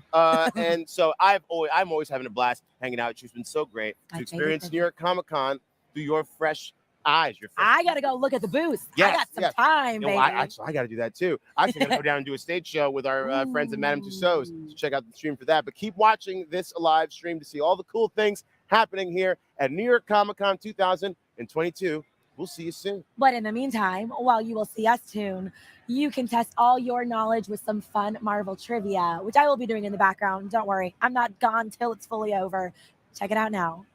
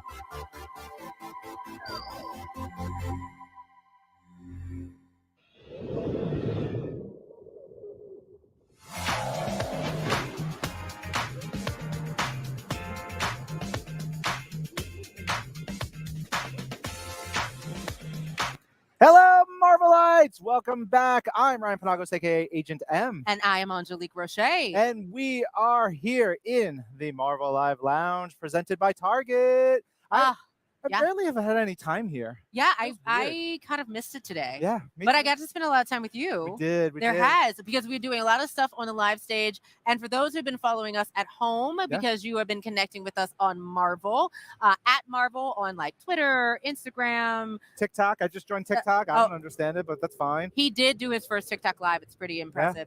But you can also, send us your thoughts. We've had a lot of announcements today. Yeah. Hashtag Marvel NYCC. That is It'll it. go into a bucket that is social media. I think that's what happens. It goes into a bucket, and then Ryan at the end of the day actually goes through and just likes it all. And I'll put them through a shredder. All the comments. Nah, we read them all. We love them. We want to hear some fans. Give me something. Show me something cool. We want all the things. The board says check out some fans. I want to check out some fans. Oh, we're about to check out some fans because we have some awesome fans and some awesome photos of those fans that we're about to go see. Let's check it out.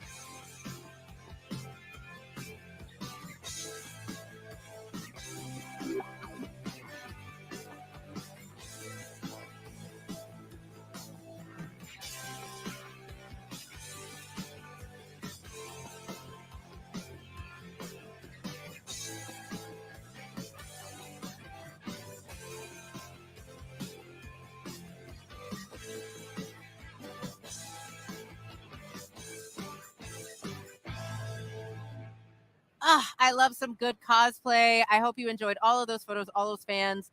Welcome back to the Marvel Lounge, live here at New York Comic Con. I'm Angelique. I'm Ryan. And we are here with artist Pablo Leon, who just finished a signing on the Marvel stage here at New York Comic Con for the second book in the series, Miles Morales, Stranger Tides. Yeah. He is the artist with writer Justin Reynolds. Man, how was it?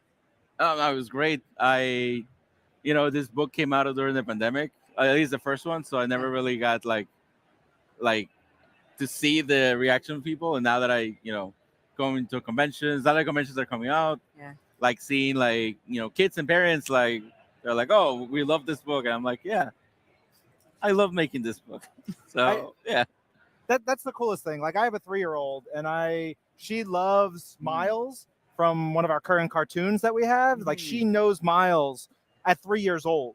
And so I'm excited that we have books like yours that I will be able to give to her. We can read to her. We can show her these stories. It's got to be fun for you to just take a character like Miles and do some really fun stories with them. Yes, it's terrifying. Please don't mess up my daughter with your stories. It's terrifying because of the legacy. He's not joking. There's just so many great hands that have touched these characters through the years, and it's always terrifying to come in and but at the same time it's really exciting because you get to add a little bit more into the the mythos of the character. So I'm excited. And I love it because, this is also a graphic novel for, grade school. And in the first book, we got to meet 2 new villains that are absolutely amazing. Can you, what has been the experience like being able to continue this story? And do you feel like there's a difference in doing this for a graphic novel for grade school? Yeah, but I think it's a good difference, though. I feel that we don't get to do a lot of superhero stuff for kids, and there's always like a morally gray line with characters, especially with villains. And I thought Justin explored that really well with our 2 villains. Those were my favorite things to draw. Those were my favorite characters to draw during the first run, and on the second one as well. One of them specifically has a big role. I don't want to spoil it, so I'm gonna stop. But no, it was good. It was good. Oh, we got some art up there, which is awesome. I'm glad we can share some of that. Some sad faces. You draw some sad, like I said, Pablo. Please don't hurt my daughter with your stories, my friend. The second book has one of the most amazing panels that I drew, and it's like Miles almost crying, and I was like, "This is peak. I will never draw anything as good as this." And You've heard it right here. Pablo Leon has done his magnum opus. Ooh. Well, Miles Morales. I think you got plenty of roadway ahead of you. You said Agreed. Before we started talking, you hadn't been in the city in like 10 years. Since 2010, yeah. Yeah? How's Yeah, it feel it's been to a come while. back to New York, especially being in this crowd? For us, it's great. It's been only 3 years, but it still feels like 10 years. Oh my god. No, it's amazing, and it's funny because like I drew a whole Spider-Man book, and I never came to the city. And now that I'm here looking around, like, oh, there are no alleyways. I should have known that. No, but it's great. I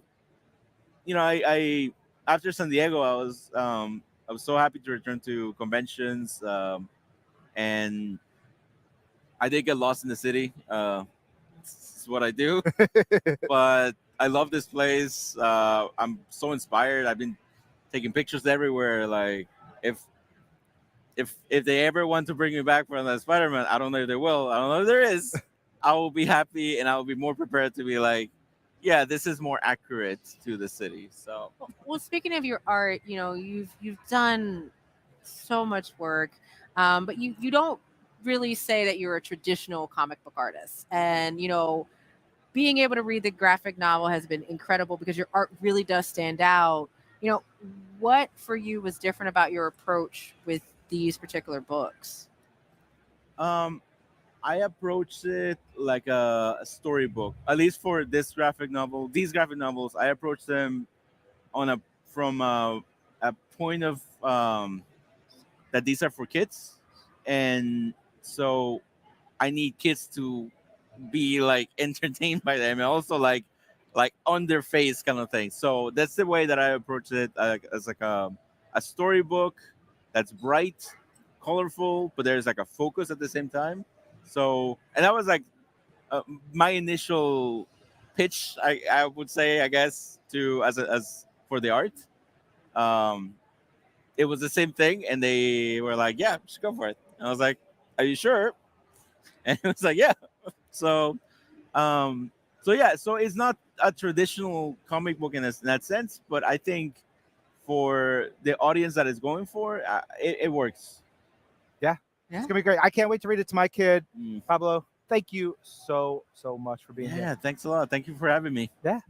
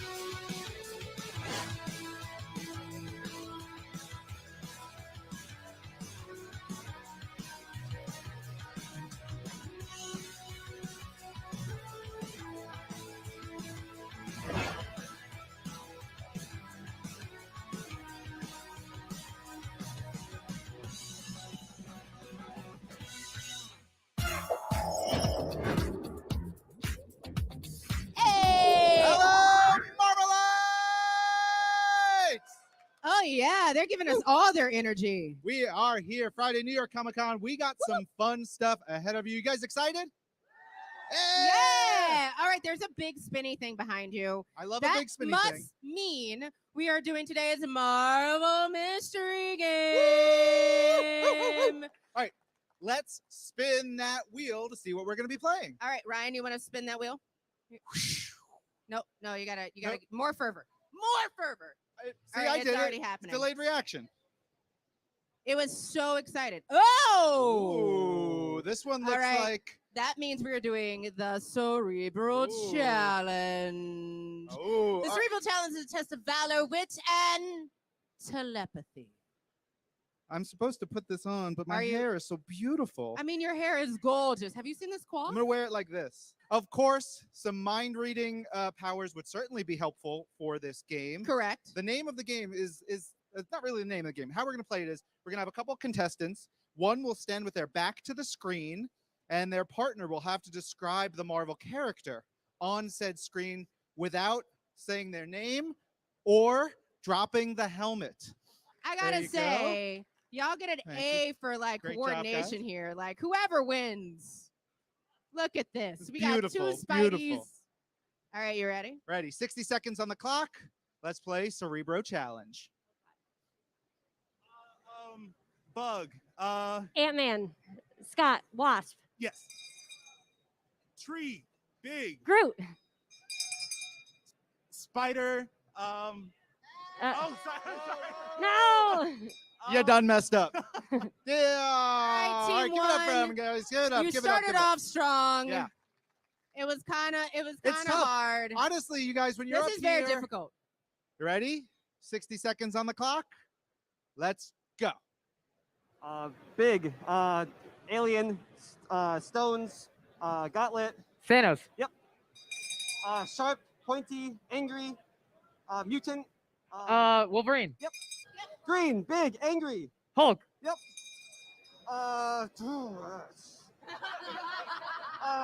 Blue, sparkly.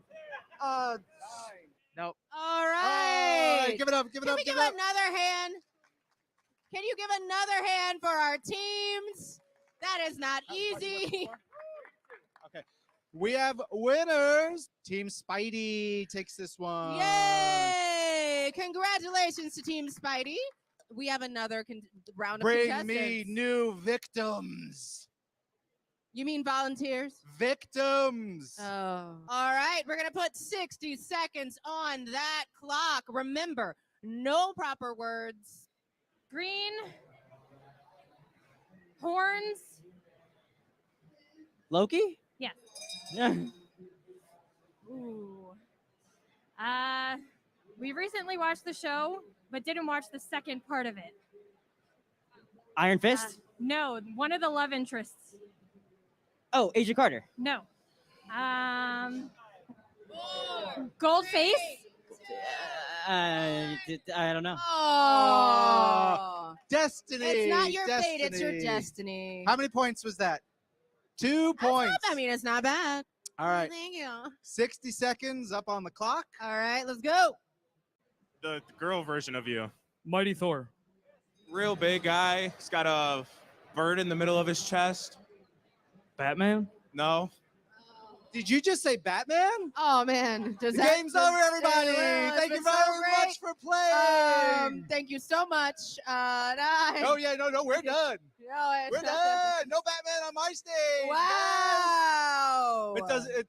I Good think tries. Those are tough. Those are tough ones. Yeah, they Those were very Like, tough for everybody. They were. Ooh. I am going to guess, and this might be a long shot. You are our winners. Yay! You got a pair of gunners and a really great. I hope you're a action figure. gamer because they're But of course, you guys get amazing. stuff too. But everyone is a winner. Thank you so much for coming to the Marvel booth for the Marvel Mystery Game. We will have a Marvel Mystery Game every single day, so make sure you're coming back, but also coming back to the Marvel stage for incredible live shows. Check out our live stream. Make sure you're following the hashtag. But until we're back on the stage again, This is Marvel. your universe. Woo!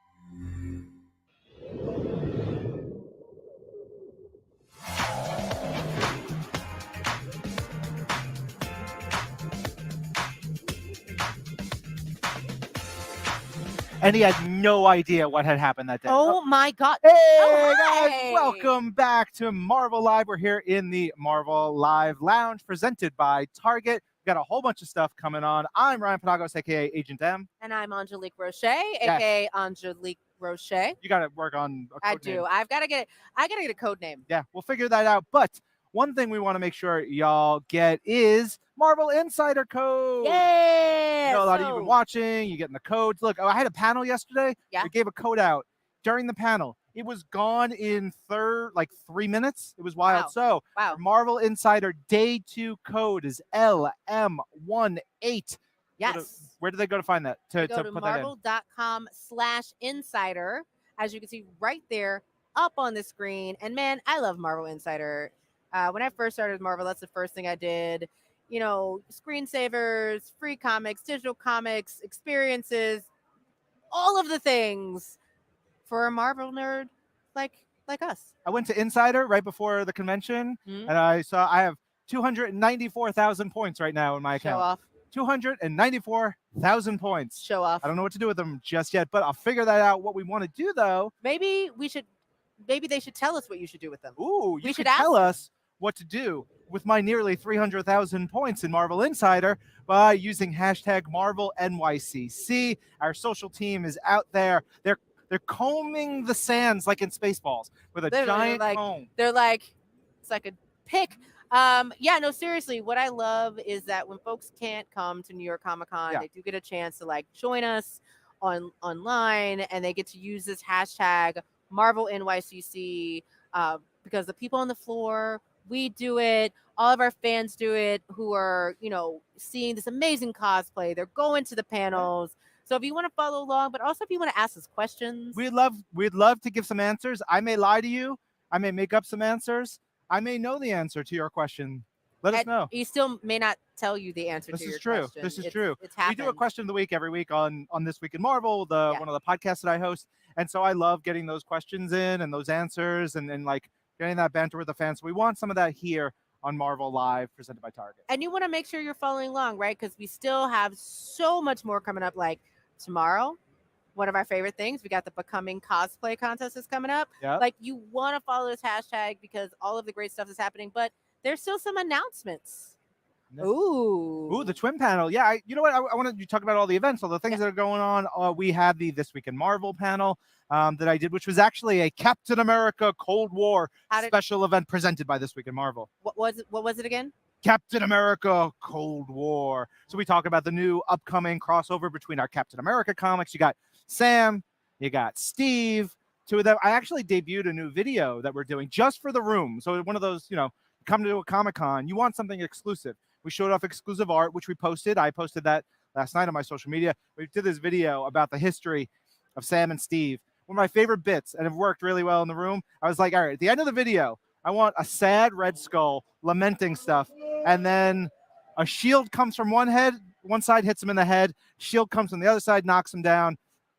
We're going to knock out Red Skull in any video I can do. Correct. Yes. Correct. Now, what you guys are seeing right now, there's going to be a really cool event on the stage right now. Yes. Very cool. Because one of the things we have here at the Marvel booth this year is we have an amazing setup from Madame Tussauds, a Black Panther and a Loki. And so we're about to go over to the behind the scenes, the making of Marvel figures presented by Madame Tussauds right now on the Marvelized stage. Check it out. The incredible spot. I've been there numerous times myself. Then you're going to want to stick around because, it is time. Ladies and gentlemen, welcome to the Marvel booth at New York Comic Con 2019. and 22. Now, like I said, if you have not already checked, right over here to my right, your left, there are two amazing, amazing figures from our friends at Madame Tussauds. Of course, we have the King of Wakanda, Black Panther, and the God of Mischief debuting right here at the booth, of course, Loki. And we're going to take a little behind-the-scenes look at how this all came together, but I'm not going to do it alone. I'm going to be joined by two incredible, incredible creative minds. So please help me welcome first the spokesperson for Madame Tussauds and one of the creative minds behind Marvel's Hall of Heroes, the one, the only, Ben Shapiro! Yes, and you know him, you love him. He's director of themed entertainment here at Marvel, the one, the only, Brian Crosby! Take a seat, my friends. How are you? Let's sit down and get comfy here on the stage. Hey, guys. Hey! What is up? First off, let me ask you guys, how's the Comic-Con treating you? How has it been? It's been awesome. This guy it's loves great. it. Yeah, he loves it. No, This it's- is crazy. It's been awesome. It's so good to be back. Great to be back in New York. It's Marvel. It's New York Comic Con. Like this is where we belong. It's home. Yeah, love the fans. Welcome. Yeah, so, relax. First of all, before we get started, so anyone who knows, who has heard the name Madame Tussauds has wondered at some point, was there a real Madame Tussauds? So please, for anyone out there who still is on either side of that argument or that knowledge barrier, please educate us about the real Madame Tussauds. If she comes out from that door, Wouldn't that Madame be Tussauds! something? Oh my, yeah, she's right here. No, that'd be really crazy. Right? Madame Tussauds, that was a real person. Her real name was Marie Grossholtz.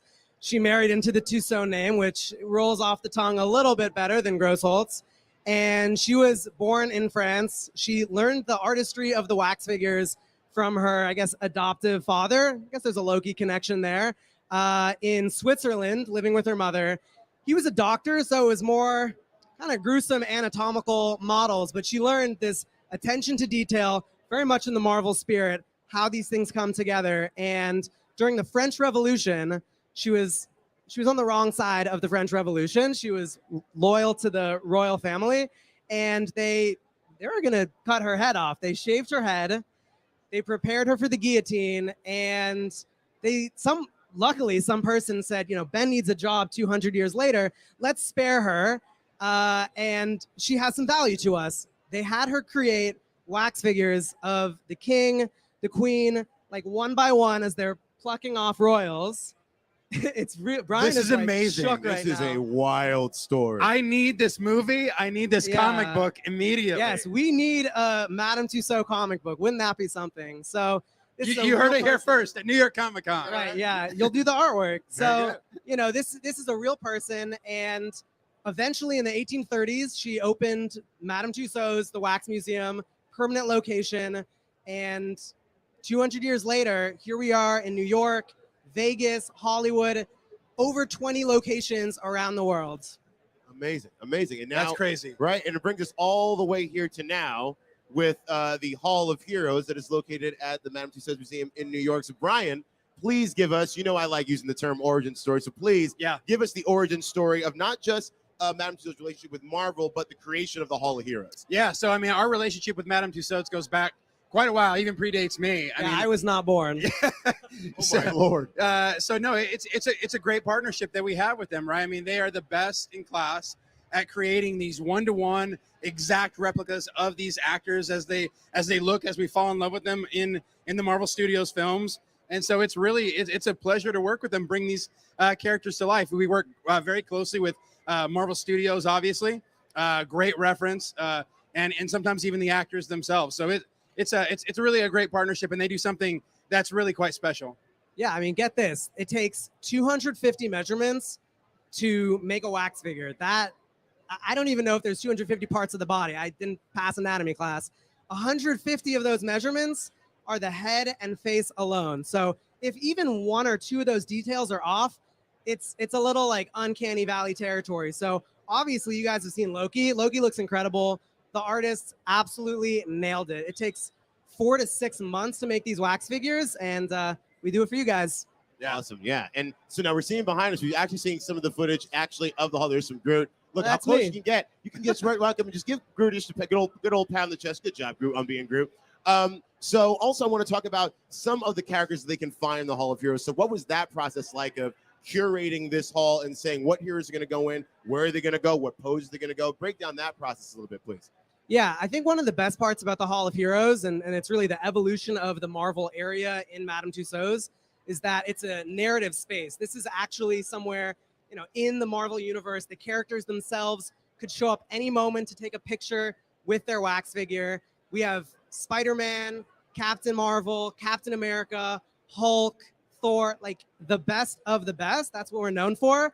We have them all, and we're super happy to add Loki to that arrangement as of yesterday. Yeah, and that really starts with them. I mean, they come to us with an idea. Hey, we want to do X figure, and then we talk to Marvel Studios. We talk about what the right version of that character is, because as we know, as we see from film to film, costumes change, characters occasionally die.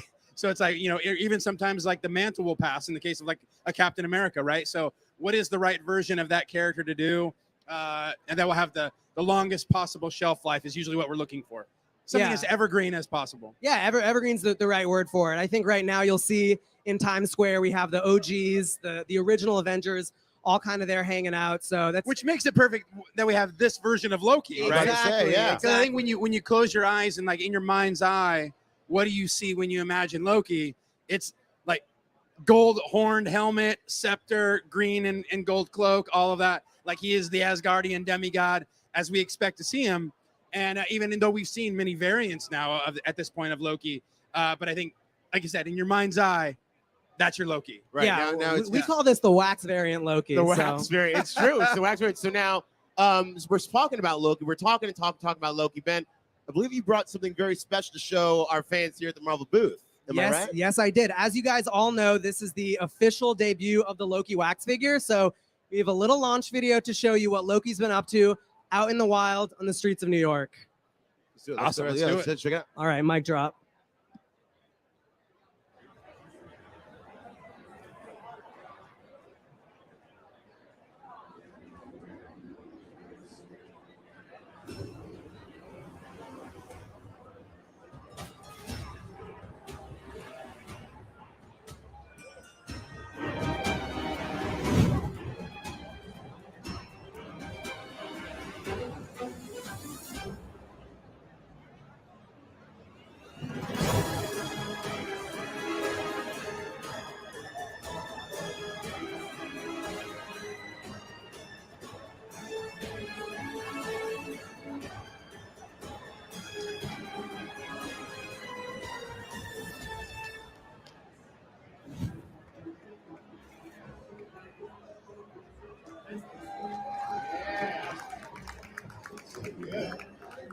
Thing about that video I think is great. I love the extreme close-ups on Loki. I like that. When you're doing a painting or creating an environment, sometimes the details are really up close. What do you focus on first? And the stuff that's not as important kind of fades into the background. These figures hold up. I've done it. It's a little creepy, but you can get right up like to their face and look them in the eye, and the detail holds up even at that level of scrutiny. So, I mean, kudos to the Madame Tussauds team. Yeah, Loki looks amazing. I mean, you all after this, check him out. Get maybe a little less close in that shot, so you don't, spit on him. But check him out. And Black Panther is over there as well. Yeah. So I want to get into, you talk about the details. Let's get into how these figures are, a little bit more into how these figures are actually made. The actual process of getting these figures up, the poses. Give us a little bit more insight into the actual process, the physical making of these figures, and I'm sure is a daunting process to create them. Yes. Yeah. As I said, this takes 4 to 6 months. There's a team of over a dozen artists. It is a labor and time intensive process. It all starts with using these measurements that we get and reference photos from the movies to create a amazing gray clay cast of a figure. You think of how monuments, sculptures are made. These are true works of art. So after that, we turn that into a cast. It's cast in wax. That is the actual figure. It looks a little pasty until our artists come with oil paints, multiple layers of oil paint to make sure that we're getting the right skin color under different lighting conditions. So when it's in the attraction, you can really see that glow like it's actual human skin. Awesome. And Yeah. there's hair too. They insert the hair. And then they'd be bald if they didn't. They insert hair. It takes 5 weeks for these hair insertions. It's the same stuff that if any of you guys go to a hair salon and get extensions, it's actual hair extension, ethically sourced, so it looks amazing. If I could just go just one step before you even start the sculpt, we go through a lot of different poses too. You know, when Madame Tussauds comes to us and say, hey, we want to do a Loki figure, as you can imagine, there's a lot of iconic poses that you can imagine, same with Black Panther or Spider-Man or any other character. And how do you choose that one that is like the quintessential pose? And so we'll go through and figure out what is the right one for the experience, right? That there's a story to be told, there's an experience to be had. And so we go through and find that right pose. Then they'll do an amazing digital sculpt that we can kind of work with them on little subtle tweaks and things like that to make sure we get it exactly right. And then these guys do their thing, and we just applaud them all the way around. Yeah, super collaborative process. Now, I was saying that you guys are so excited, but is there a detail that you all personally love on either Loki or Black Panther figure? Let's do both. What are your favorite details about each figure? Like the one thing you're like, oh my, because for me, it's the texture on the actual Black Panther suit, getting up close and seeing like all the little minute shapes that make that pattern. In the Loki, I mean, the scepter is probably maybe the most fun thing. It's just like seeing that and seeing that pose. So what are the kind of details that you gravitate towards when you see these figures? Yeah, so I mean, I think I got to go to, I'm going to talk about Black Panther for a second, because I think, you know, even just translating that character from comic book to screen, there's a lot of work that the Marvel Studios visual development team does to create those textures, those patterns that make it cinematic, that make it feel like it's in the real world, that it's not just a spandex suit. And I think so when you see that figure, it has all that texture, that realism. You see the Wakandan patterns and things. But then taking it one step further with Black Panther, which if you do the photo op over here, there are the docents that are over there are shining a black light on it. And so if you remember from the film, when Black Panther gets hit, it kind of has that vibranium absorption effect. And so when you shine the black light on the Black Panther figure, that purple highlight will happen on his suit. So I think that's kind of one of my favorite, in the true Marvel fashion, Easter eggs, if you will. Yeah, absolutely. I'll talk about Loki, but first to dovetail on Black Panther, we worked with a special effects studio, FBFX, because to get that realism from the movie, we're artists, we work in wax. We really needed to get that Black Panther suit just exactly right. It has that texture, and as Brian was saying, with the black light, getting that vibranium, that little tingle, that twang of vibranium in there is super, super special. I think with Loki, my favorite detail is his eyes. All of the Madame Tussauds figures have incredible glass eyes. You can get really close in there. It looks like an actual human eye. I promise you it's not. We don't do that kind of thing. Like, so help me, if they wink one time, I'm out. I don't. Yeah, they don't blink. Actually, only Lady Gaga blinks, from my knowledge. That's an interesting one. Are you serious? Yeah. Oh my God. If you're there long enough, she'll blink. Yeah, but only at you. I think that Loki's eyes, he has this kind of pained expression on him. Loki has seen some things. Loki's done some things. This specific figure is based on the kind of the aftermath of the Battle of New York. His armor has a bit of that grunge on it. Yeah, a little. Yeah, he's battle worn. He's tested. So he just did this messed up stuff in our city. And you look at his eyes. Maybe he's remorseful. Maybe he's processing it. I think that really comes across in his expression. Yeah, anyone who's collected any kind of figures, waxing knows battle damage is the coolest thing you can have. That's right. Battle damage versions are always the best versions. That's right. That's right. So please, before we talk about another awesome part of the Hall of Heroes experience, please tell us how these fans can, if they don't get to see Loki here, if they maybe they're out in the foot, don't get to see it, where can they catch Loki after the New York, the Marvel booth? Yeah, Loki's going straight to the Hall of Heroes in Madame Tussauds, New York on Monday. So just a couple blocks down, I think it's that direction, on 42nd, right in Times Square. Nice. Now, there's another cool thing that's happening in the Hall of Heroes, because Marvel and Madame Tussauds have also worked together to create Marvel Universe 4D. Not just 3 dimensions, because that's boring. Anyone can have 3 dimensions. Let's add another dimension and really rip the multiverse open. So tell us about this Marvel Universe 4D experience. I'll go. Yeah, go for it. Marvel Universe 4D. This is a bit of a passion project for me. I'm really excited about Marvel Universe 4D. If you don't know what 4D is, and maybe there's some of you that don't know, 3D, you've been to a 3D movie, you put on the glasses. 4D is now when we can actually affect you. So you can get spritzed with water, you get a back poke, you get a leg tickle, things like that. So it puts you in the experience, in the environment. Marvel Universe 4D had actually been a part of Madame Tussauds for a number of years. And it was, I think when it first came out, it really was some early 3D CG animation, but it was definitely time for a refresh. The Marvel Universe has grown in the pop culture zeitgeist. So we wanted to introduce new characters like the Guardians of the Galaxy, like Doctor Strange, like Captain Marvel. And so we felt this is an opportunity to not only grow our roster, but tell a new story, update the animation, and then do something really unique. We thought, what if we made it different depending on which city you happen to be in?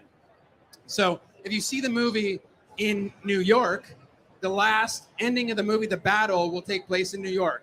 If you're seeing it in LA, it's taking place in LA. If you're in Singapore, it's in Singapore. If you're in London, it's in London. So it's incredibly localized. So we work very closely with the local Madame Tussauds team in each individual city to get those details exactly right and to create something that feels uniquely theirs. Yeah, it's really crazy. I'll play back the video that we have, on my laptop just because I have access to the file, and I'll stop on humble brag. I know, right? I'll stop on the frames in this movie and look at a 3D recreation of my actual office building in Times Square. It is so detailed and so crazy. And Brian just listed all the different locations. You can see it. There's even more. It's different every time. Just go around collecting that infinity gauntlet of Madame Tussauds experiences and see all the different endings. And even a villain that we've never brought to life. Yeah, true. So it was kind of fun to see him. Yeah. So I'm not going to spoil it. You're going to have to go see who it is. We hate them spoilers. So, I mean, with all the collaborations that Madame Tussauds has done and Marvel's done over the years, what makes this one so special? Because it is really an unprecedented way to interact with characters that you only see on screen in a very three-dimensional way, in a very, very close-up, very kind of intimate way, which is really cool. So what has that process been like? I mean, with all the different collaborations that Marvel and Madame Tussauds have done, what makes this one stand out in your mind when it comes to these characters? Yeah, I mean, this investment that Brian was talking about, this is a multi-million-dollar project that we at Madame Tussauds globally have been doing to create just the peak experience for fans like you. So for me, it goes back to those effects that Brian was mentioning. When Doctor Strange is doing his mystic arts and turning bad guys into bubbles, you're going to see bubbles. And, you're wearing 3D glasses, so don't worry about any soap popping in your eye, right? You have the Captain Marvel, when she's punching, when people are fighting, you're feeling that action in the seat. I think my all-time favorite would be when Ant-Man is calling his army of ants and you feel that tickle under the seat and like they're actually there. It's a little freaky. It's just a second. It was freaky. I've seen it. Awesome. I wasn't expecting it. And you never do. You really can't expect it. There's nothing to prepare you for, but it was a fourth dimension that I wasn't prepared for. Yeah, I think that's what's great about the Marvel Universe is there isn't just one way to tell a Marvel story. It's always special when the heroes come together against a common cause. There's something, some villain, some invading force that is too powerful for any one of them. And so whether it's a video game or a movie or a comic book, there's no one Avengers collective story.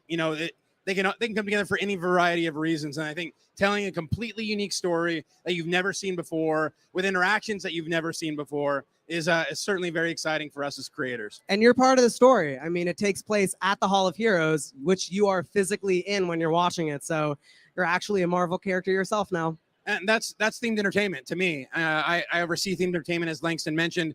And in themed entertainment, you are the protagonist of the story. It's happening to you, just as we're having right now, this interaction. You are here in this environment, and it's happening to you. It's your story. It's your experience.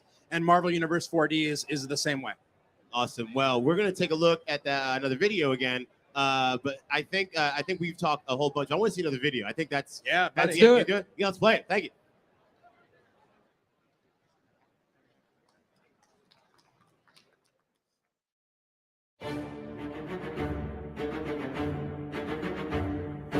The new film is a full 4D movie experience. All your favorite characters. Black Panther, Ant-Man and the Wasp, Captain Marvel, and Rocket and Groot as well. It's really something special when they all come together for a common cause. I think that's what's going to be fun about this film. People won't be ready for how cool this will look. The new film has been created using a hyper-realistic animation style. They'll basically be coming off the screen and they'll be in the theater. The Dweller in the Darkness, who's like this giant squid monster thing, and like, oh, he can reach out in the audience and have like a fun tentacle effect. All these ideas around what would make for fun 4D effects. Marvel is pure escapism, diverse characters, and it's epic storytelling. There's something for everyone. I've been working closely with Marvel to make sure all of the details in the film are exactly as you'd expect. Motion capture to get realistic movements of the characters. Finding something is going to come to life in a whole new way. Full of amazing special effects and an epic battle scene that takes place in the city in which you're watching it. Surprise. In your face. Action-packed. It doesn't really stop once it starts.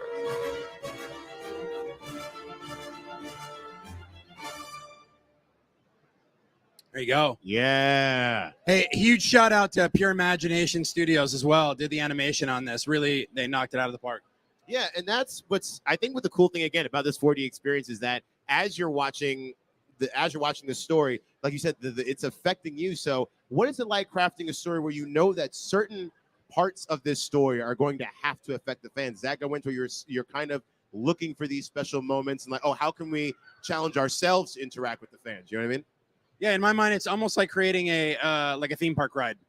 Because again, going back to what I was saying before about themed entertainment, you become the protagonist. So we have to think about how these things are going to affect you. So we want to tell a cohesive story, but we're also having in the back of our mind these moments where the action is going to come into your space, where you're going to feel something. So we got to think about it experientially, as opposed to just passively watching action unfold on a screen or in the pages of a book, and there's nothing wrong with those mediums. It's a different type of storytelling.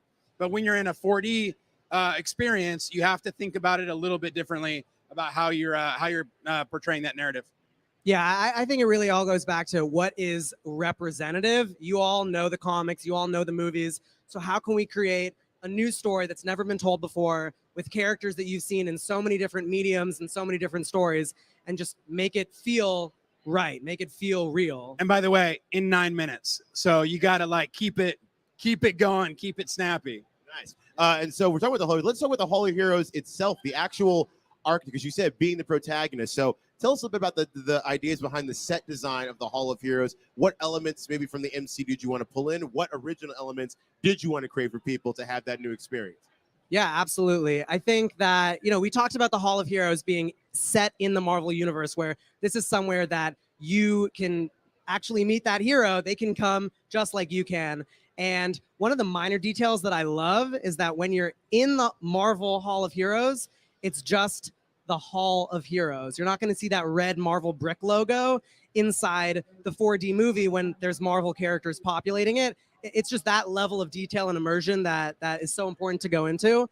But for the physical space itself, there's one super cool brand new set piece that I can give you a behind the scenes look at. So Loki in the Hall of Heroes has just kind of appeared, and he's around the corner from his frequent foe brother, Thor. So right when you turn the corner, you're Thor, you're trying to pick up that Mjolnir hammer. You can't pick it up because you guys are not Thor. You might be cool, but I don't know if you're exactly worthy. So you can't pick it up, but you can feel the power. You feel that lightning coursing through you. You turn the corner and then boom, Loki has appeared. He's right in front of this incredible galaxy tesseract portal that has opened. And so for the behind the scenes look, we worked to create what's called an infinity mirror. Who knows what an infinity mirror is? Okay, like two people. So one of them, I happen to know who that is. So let me tell you what an infinity mirror is. If you ever go to like a hair salon, right, and they're showing you the back of your head with a mirror, but you're looking